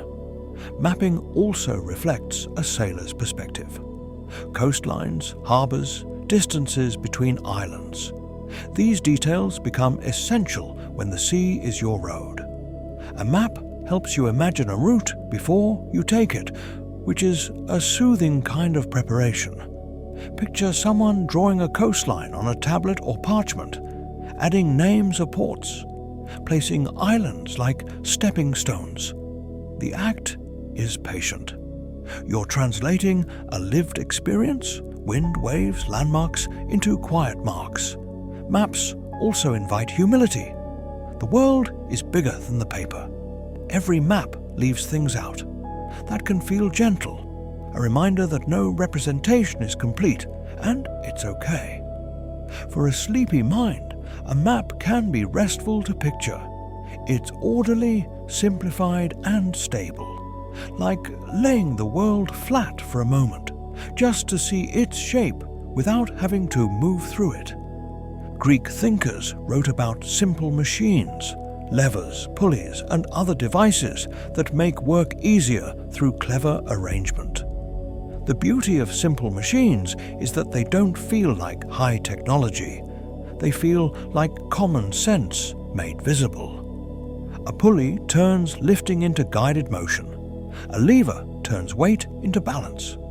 There's calm in tools that reduce strain. They suggest a culture that valued efficiency not as speed, but as ease. Work becomes less about forcing and more about aligning. The right rope, the right point of support, the right angle. Imagine a harbor where a pulley helps raise a heavy object onto a ship. The rope moves smoothly through a wheel. People coordinate without shouting. The load rises steadily, controlled. Simple machines also teach a gentle lesson. small changes in setup can transform what's possible. You don't need constant exertion. You need understanding. In everyday life, these principles show up quietly, in door hinges, in balancing loads, in carrying water. They remind you that the ancient world was full of practical intelligence, not only grand ideas. Comfort often comes from making the same work feel lighter. Greek markets sold a mix of necessities and small pleasures. Fish, figs, cheese, herbs, pottery, cloth, tools. A market is a sensory place, but it can also be calm if you imagine it at a low volume. Early in the day, before crowds swell, with people moving steadily through routine purchases. Markets also reveal how local and seasonal life was. Some goods arrive fresh and vanish quickly. Others, oil, grain, dried foods, are steady anchors. You learn the year by what appears on tables. Picture a stall with baskets of figs, their skins soft and dusty. Nearby, a seller measures herbs by hand. A potter shows cups and bowls, each slightly different, each with a human trace. Money changes hands, but so do greetings. Markets were also social. You see who is present, who is absent, who has news. In a walkable city, the market becomes a daily crossroads. For sleep, the market can become a gentle scene, sunlight in stripes under an awning, the smell of bread, the quiet satisfaction of gathering what you need. Ordinary life, conducted slowly in public, among familiar faces. Hospitality in Greece was shaped by a custom often called xenia, guest friendship. It's a social expectation. Travelers should be received with a basic level of care, and hosts should offer food, water, and safety, at least for a time. In return, guests are expected to be respectful. The relationship can extend beyond a single visit, becoming a network of mutual obligation. This matters in a world where travel is slow and uncertain. Hospitality turns distance into something less lonely. It says you may be far from home, but you can still be treated as a person with dignity. For a calming image, picture a traveler arriving dusty and tired. The host brings water to wash hands, offers bread and olives, and asks questions only after comfort is given. The order is gentle. First care, then conversation. Xenia appears in myths and stories, sometimes idealized, sometimes tested, but the underlying value is soothing. It's a cultural attempt to make the world kinder for those in motion. And for a sleepy listener, it's comforting to imagine ancient journeys cushioned by small acts of welcome. Lamplight, a shared meal, and permission to rest. Roadside shrines and small markers helped shape travel. Along paths you might find a simple pile of stones, a small carved post, or a tiny altar, places where travelers paused, left a token, or simply noted that the route was shared by others. These weren't always grand monuments. Often they were modest, practical, and familiar. Such markers give a journey a gentle rhythm. Walk, then pause. Continue, then pause again. They break long distances into manageable segments like beads on a string, and they provide reassurance. If you see a shrine, you know others have passed here. You are not the first, and you won't be the last. Picture a path through hills. The air smells of dry herbs. A small stone marker sits in shade. Someone touches it lightly, leaves a pebble, then continues. The gesture is small, almost automatic, more like habit than ceremony. These roadside signs also connect the landscape to story. A place becomes named, remembered, and therefore easier to hold in the mind. Travel becomes not only movement, but a sequence of familiar points. Quiet anchors in an otherwise open route. Harbours were busy, but they also had a practical calm. Ship sheds, repair yards, storage areas, and the steady work of maintenance.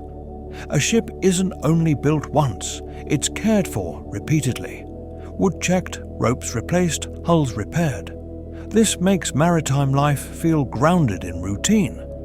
Ship sheds, in particular, are interesting because their space is built for protection. A vessel is pulled in, sheltered, kept from weather, and prepared for the next season. That seasonal cycle, use, return, repair, rest, has a soothing rhythm. Imagine walking through a harbour in the early morning. The sea is quiet. Workers move without hurry. You hear wood against wood, the creak of rope, a few distant voices. Tools are laid out. Someone sands a surface. Someone coils a line neatly. Harbours also act like doors between worlds. The familiar city behind you, the wide sea ahead. Ship infrastructure is what makes that door reliable. For sleep, the harbour can be imagined not as chaos, but as competence. People doing repeated tasks well, keeping vessels ready, letting travel be possible through care and patience. Ancient navigation often relied on landmarks, stars, and local knowledge. Rather than following an invisible digital line, sailors and travellers watched the world closely. The shape of a coastline, a distinctive peak, the colour of water near a reef, the position of a familiar star. This kind of navigation is calm because it requires attention rather than speed. You move slowly enough to notice. You make decisions based on what is present, not what is predicted. And you respect conditions, wind, visibility, season, by adjusting your plans. Imagine a sailor checking the horizon at dusk, recognizing an island's silhouette, or a traveller in hills, orienting by a mountain ridge. The world itself becomes the map. Local knowledge mattered too. Advice from someone who has done the route before. That creates a human chain of guidance. Experience passed, person to person. For a sleepy listener, it's a comforting contrast to modern overstimulation. Navigation becomes a gentle dialogue with environment. Where am I? What do I see? What makes sense now? It's slow decision-making, and it carries the feeling of being held by the landscape rather than pushed by a schedule. Letters travelled slowly in the ancient world, and that slowness shaped how news felt. A message might go by ship, by foot, or with a traveller you trusted. Days or weeks could pass between sending and receiving. That means communication naturally included patience. You wrote knowing the world might change before your words arrived. There's something calming about that pace. It encourages more complete messages, news, greetings, practical requests, because you can't rely on constant updates. It also encourages a different emotional posture. You wait, you wonder, and you accept a little uncertainty. Picture someone writing on papyrus, choosing words carefully, sealing the message, and handing it to a messenger. Then the sender returns to daily life. The message is gone, and time does the carrying. When the letter arrives, it's an event. Someone opens it slowly. Others might listen as it's read aloud. A voice from far away enters the room for a moment, then fades. In a sleep-friendly way, slow letters feel like gentle time capsules. They move at human speed, and they remind us that not everything needs instant response. Some thoughts can travel quietly through darkness and distance. Many Greek public offices were short-term.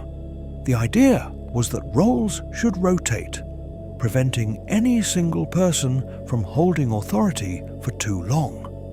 Even when systems differed from city to city, the concept of limited tenure appears again and again. Service as a turn you take, then return. This can feel surprisingly soothing. It frames civic life as maintenance rather than domination, like taking a watch shift, tending a shared space, or helping with an annual festival. You do your part, then you step back. Short terms also create a rhythm in the calendar. New officials begin, duties shift, responsibilities pass, like a relay. The city becomes a living organism of roles and seasons. We don't need to imagine intense politics. Imagine paperwork, supervision of repairs, organizing supplies, overseeing a ritual schedule.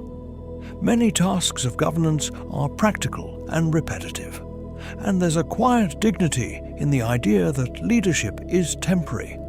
Not a throne, but a stool you sit on briefly. For a sleepy mind, that's a comforting model. Power as a borrowed tool, returned to the shelf when you're done. Public speaking shaped reputation in many Greek cities. If you wanted to persuade others about a policy, a dispute, a proposal, you often had to speak clearly in front of people you lived among. That meant language was not only personal expression, it was a civic tool. Your voice could become part of your public identity. For sleep-friendly imagining, keep it gentle. A speaker standing in open air, pausing to find the right words, letting silence settle between sentences. The crowd listens, not as an online storm, but as neighbors sharing physical space. Even disagreement happens at a human pace. Faces visible, voices audible, the day continuing after. Rhetoric also encouraged structure. Introductions, examples, clear endings. In that way, speech became a craft like weaving, threading ideas so they hold together. And because many people heard the same words, public speech helped create shared memory. Do you remember when he said? It's calming to think of a society where language mattered enough to be practiced carefully, where words were shaped slowly and carried by breath. Different Greek city-states had different laws and customs, so Greece was never a single uniform system. You could travel a short distance and find new rules about property, citizenship, festivals, and public behavior. The shared language and shared myths created familiarity, but the details of life could shift from one polis to another. This diversity makes ancient Greece feel less like one story and more like a collection of rooms. Each city has its own rhythm, its own calendar names, local gods emphasized differently, civic traditions repeated year after year. That mosaic quality is soothing because it resists extremes. There isn't one Greek way to do everything. Picture a traveler arriving in a new town.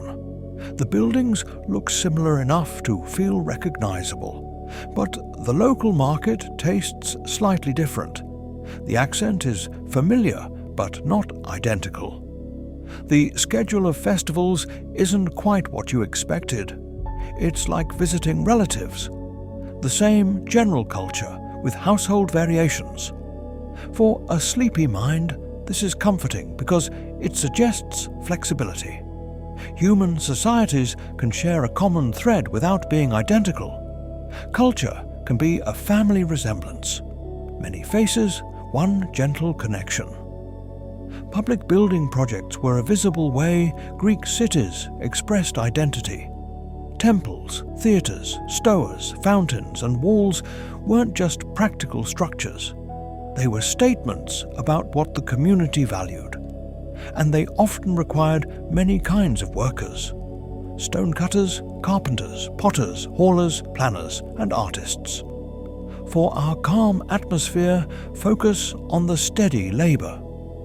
Building is repetitive: measuring, cutting, smoothing, lifting, checking alignment, repeating. It's not always dramatic. Often, it's a long season of incremental progress with small daily goals. Imagine a construction site in bright light.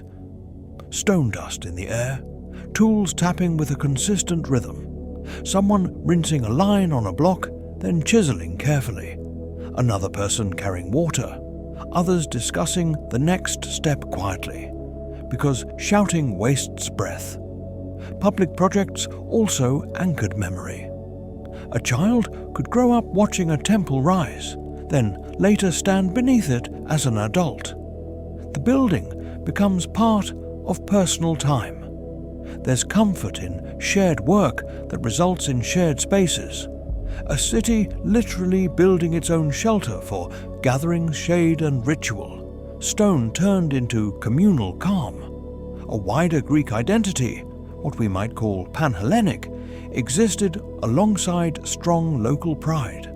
People could feel deeply Athenian, Spartan, Corinthian, and also feel connected to other Greek-speaking communities through language, festivals, and shared stories. It's a layered identity, not an all-or-nothing one.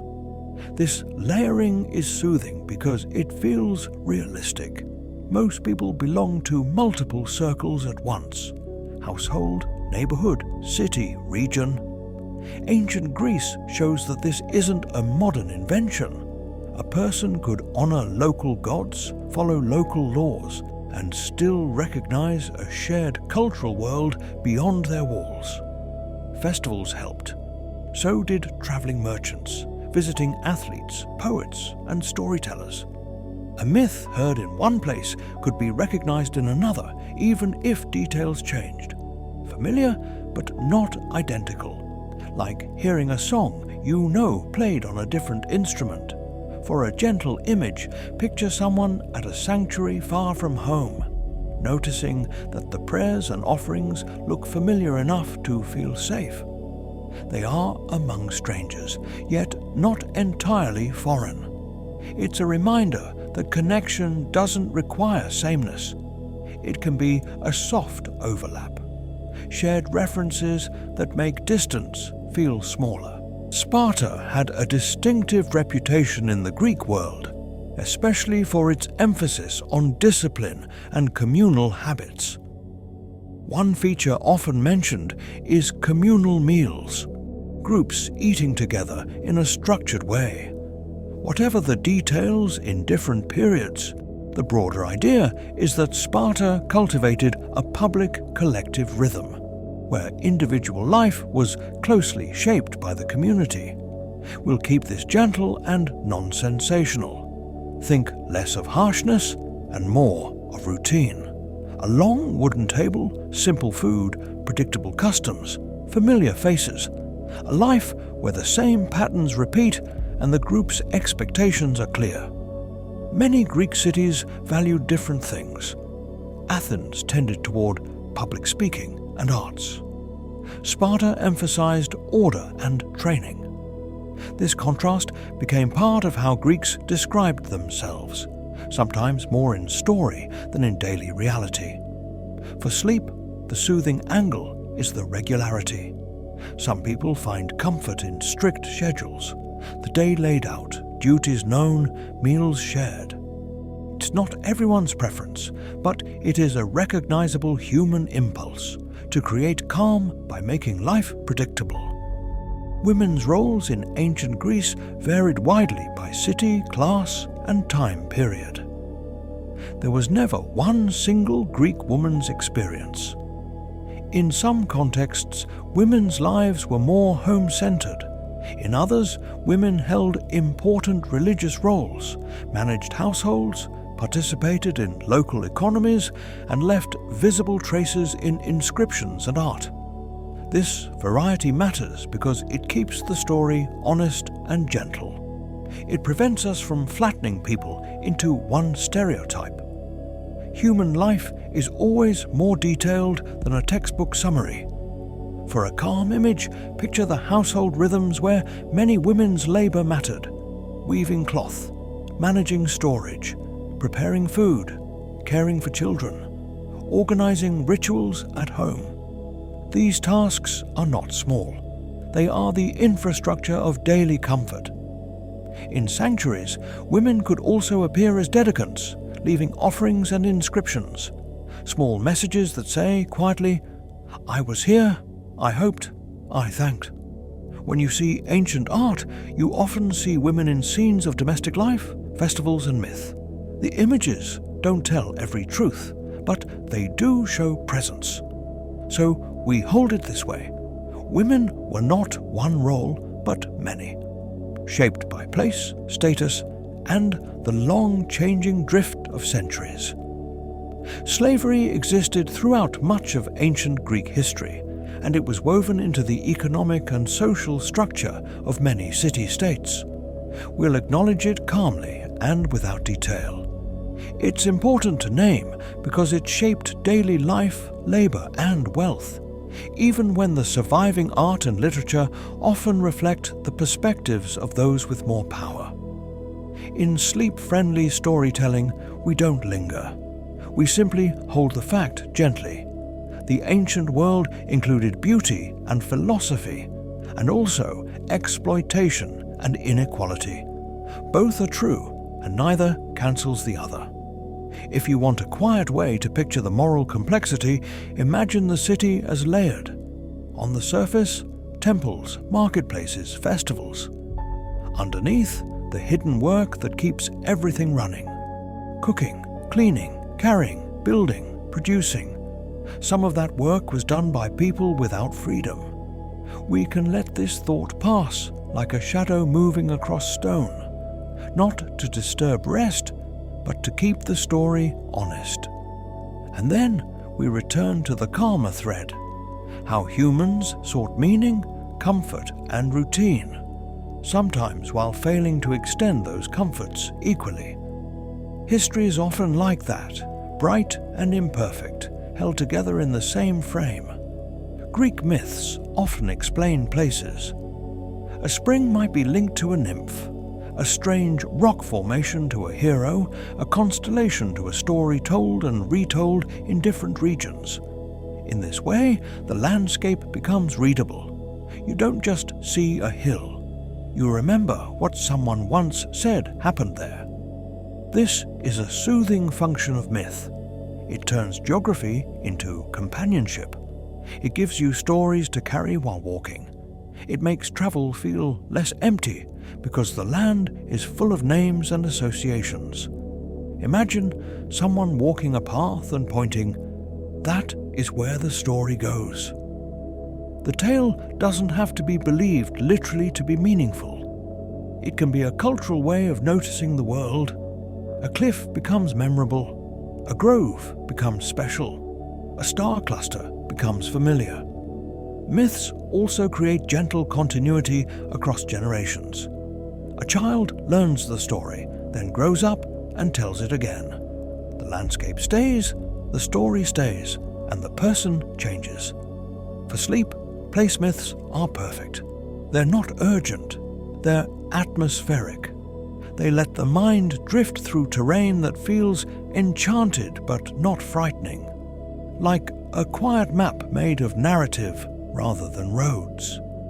The muses were imagined as presences connected to inspiration, patrons of different arts and forms of knowledge. Rather than treating creativity as something purely individual, Greek culture often framed it as something you receive, like a breath that arrives when conditions are right. That's a calming idea. It suggests you don't have to force inspiration through effort alone. You can prepare, practice, and then allow something to come. The muse arrives when you're quiet enough to listen. Poets sometimes invoked the muses at the beginning of a work, almost like lighting a lamp before reading.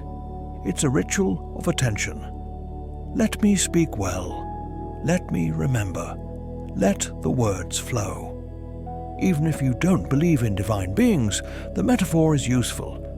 Inspiration can feel like weather, sometimes present, sometimes not. The muse gives permission to treat creativity gently rather than aggressively. Picture a singer with a lyre in the evening. The room is dim. People settle. The first notes sound and a story begins. The muse in this sense, is the shared mood, the collective willingness to enter a narrative together. For winding down, that's a lovely thought. Art as something that visits softly when the world becomes quiet. Herodotus is often called an early historian because he traveled, collected stories, and tried to explain why events happened. His work blends observation, inquiry, and storytelling. It's not the same as modern scholarship, but it shows a powerful impulse to ask questions about the past instead of accepting it as rumor. What's soothing is his method of curiosity. He notices customs in different places, describes landscapes, shares what people told him, and sometimes signals uncertainty. This is what I heard. That honesty, even when imperfect, creates a gentle tone. It invites the reader into the process of learning. Imagine him as a traveler with a notebook in his mind, moving from city to city, listening more than he speaks. In harbors and markets, he gathers accounts the way someone gathers seashells, each one a little different, each one carrying a trace of where it came from. Herodotus also shows that history can be human-scaled, not only dates and battles, but habits, beliefs, and stories. For sleep, that's the best kind of past, wide, wandering, and narrated like a slow road. Thucydides wrote history with a different mood, more focused on cause and effect, on careful analysis, and on the patterns of human behavior in political life. He's often remembered for trying to be precise, to separate rumor from what he considered reliable account. We don't need to enter conflict details. The calming takeaway is the idea that history can be studied like weather. Actions create consequences, and those consequences can be traced. It's an attempt to understand the world without relying on dramatic myth. Thucydides also reminds us that writing itself can be a discipline. To record events, you have to organize time, decide what matters, and hold complexity without being overwhelmed by it. That's a mental posture, steady, methodical. Imagine a quiet writer at night, lamp low, composing sentences slowly.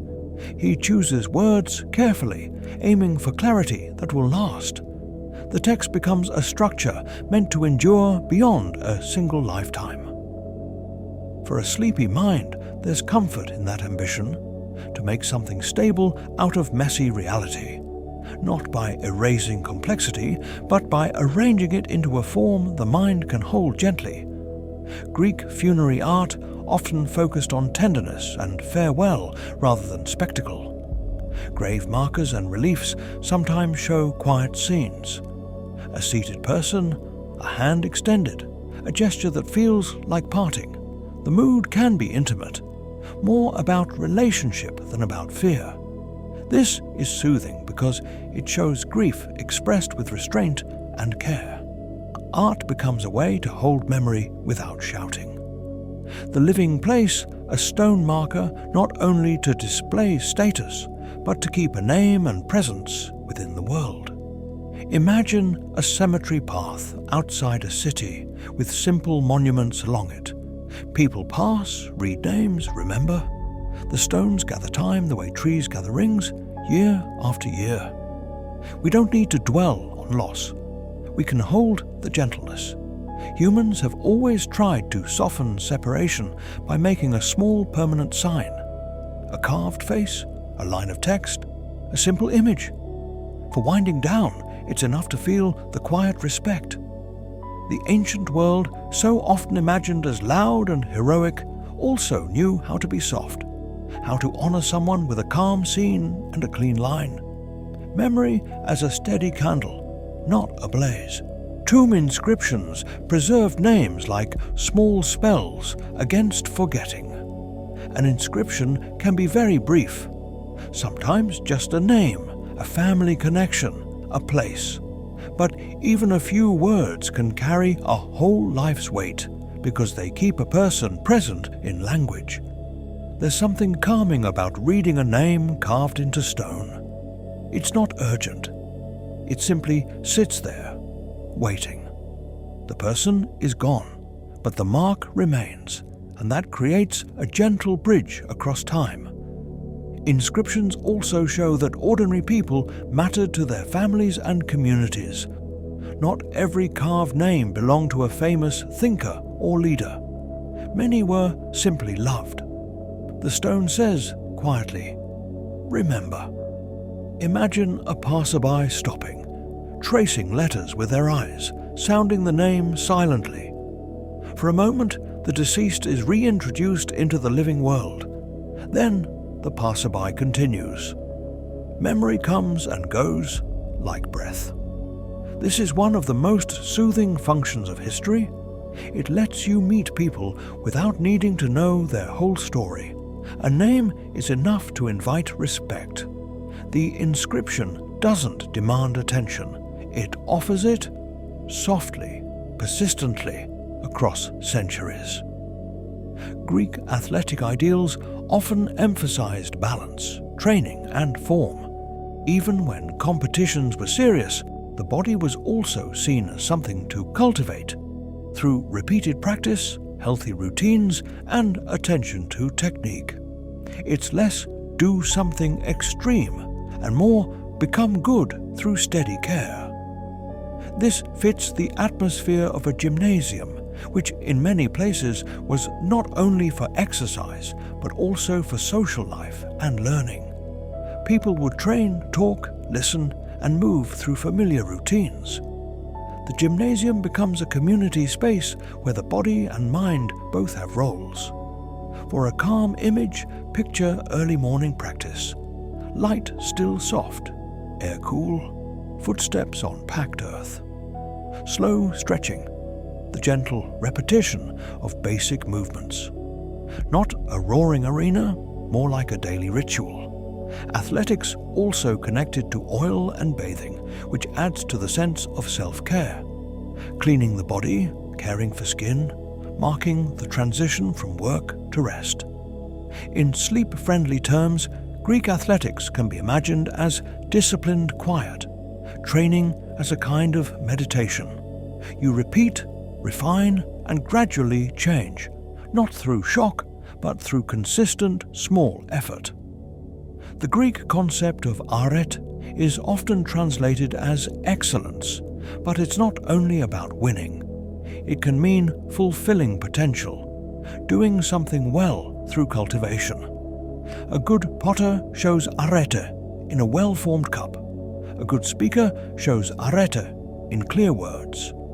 A good citizen shows arete in steady responsibility.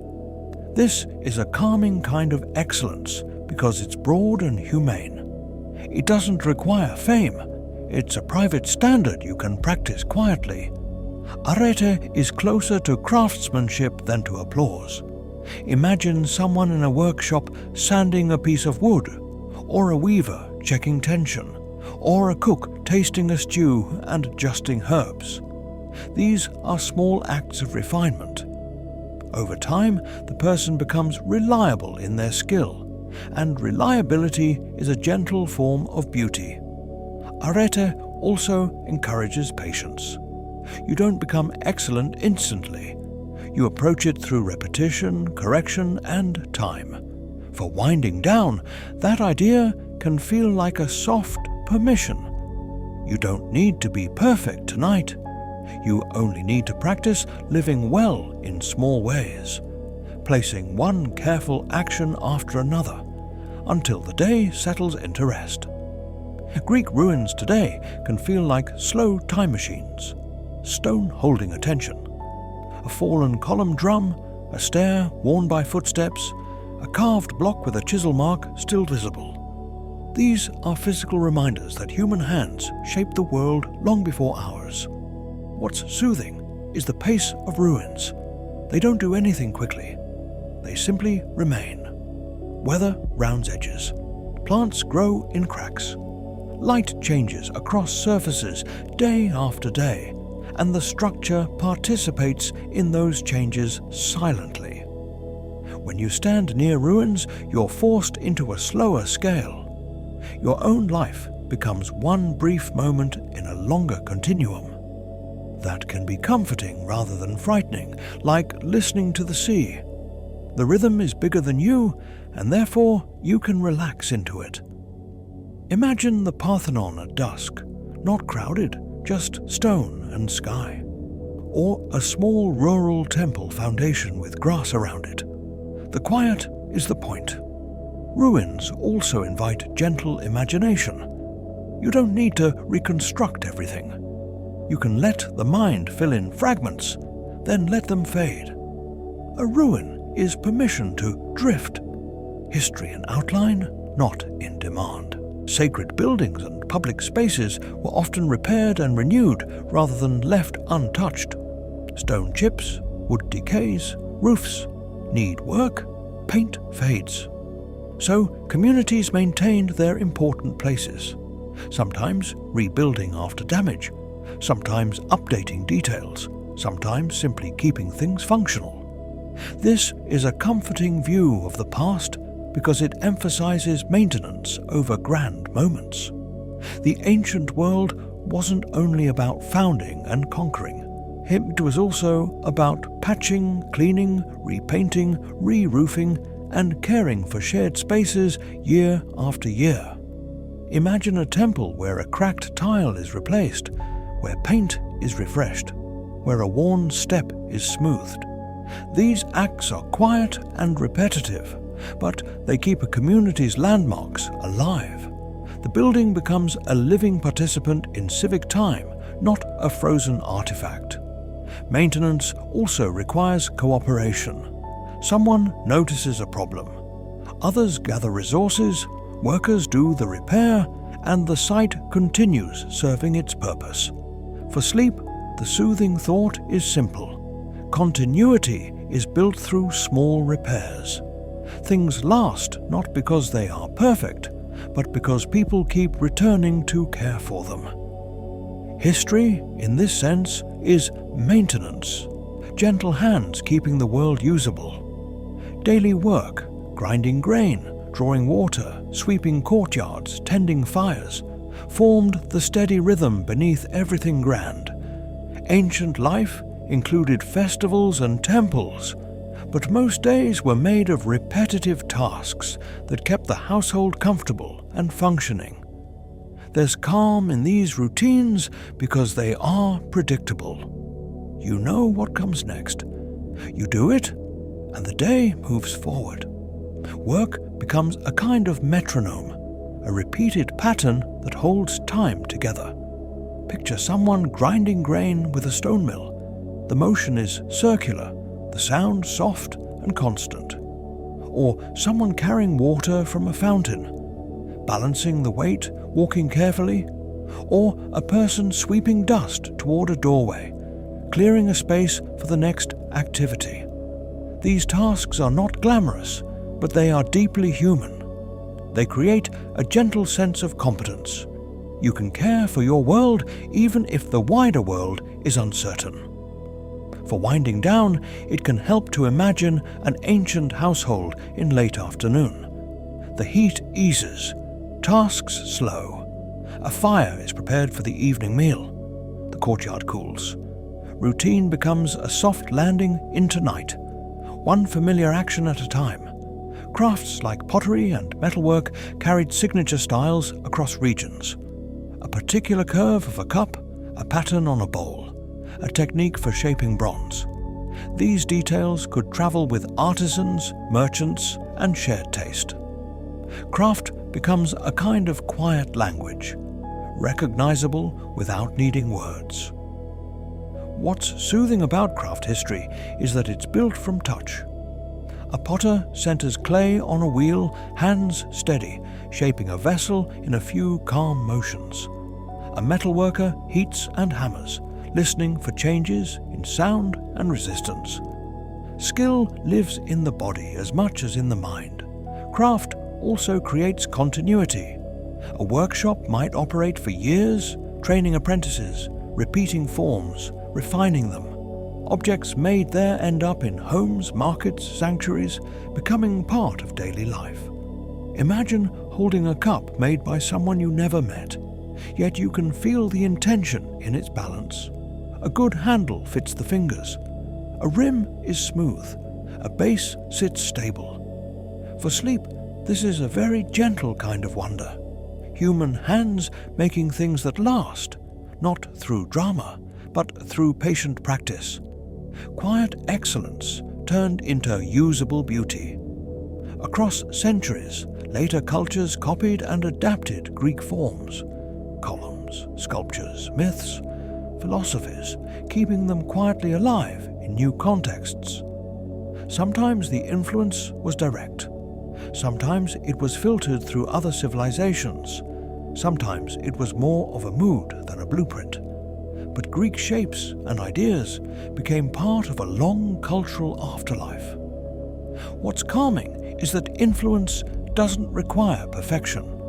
It requires something memorable, a proportion that feels balanced, a story that travels well, a question that remains interesting. Greek culture offered many such seeds.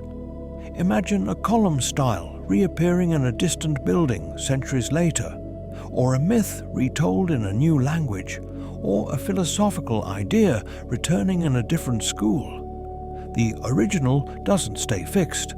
It changes and still remains recognizable, like a river that keeps its name even as it flows. And this brings us to a soft ending.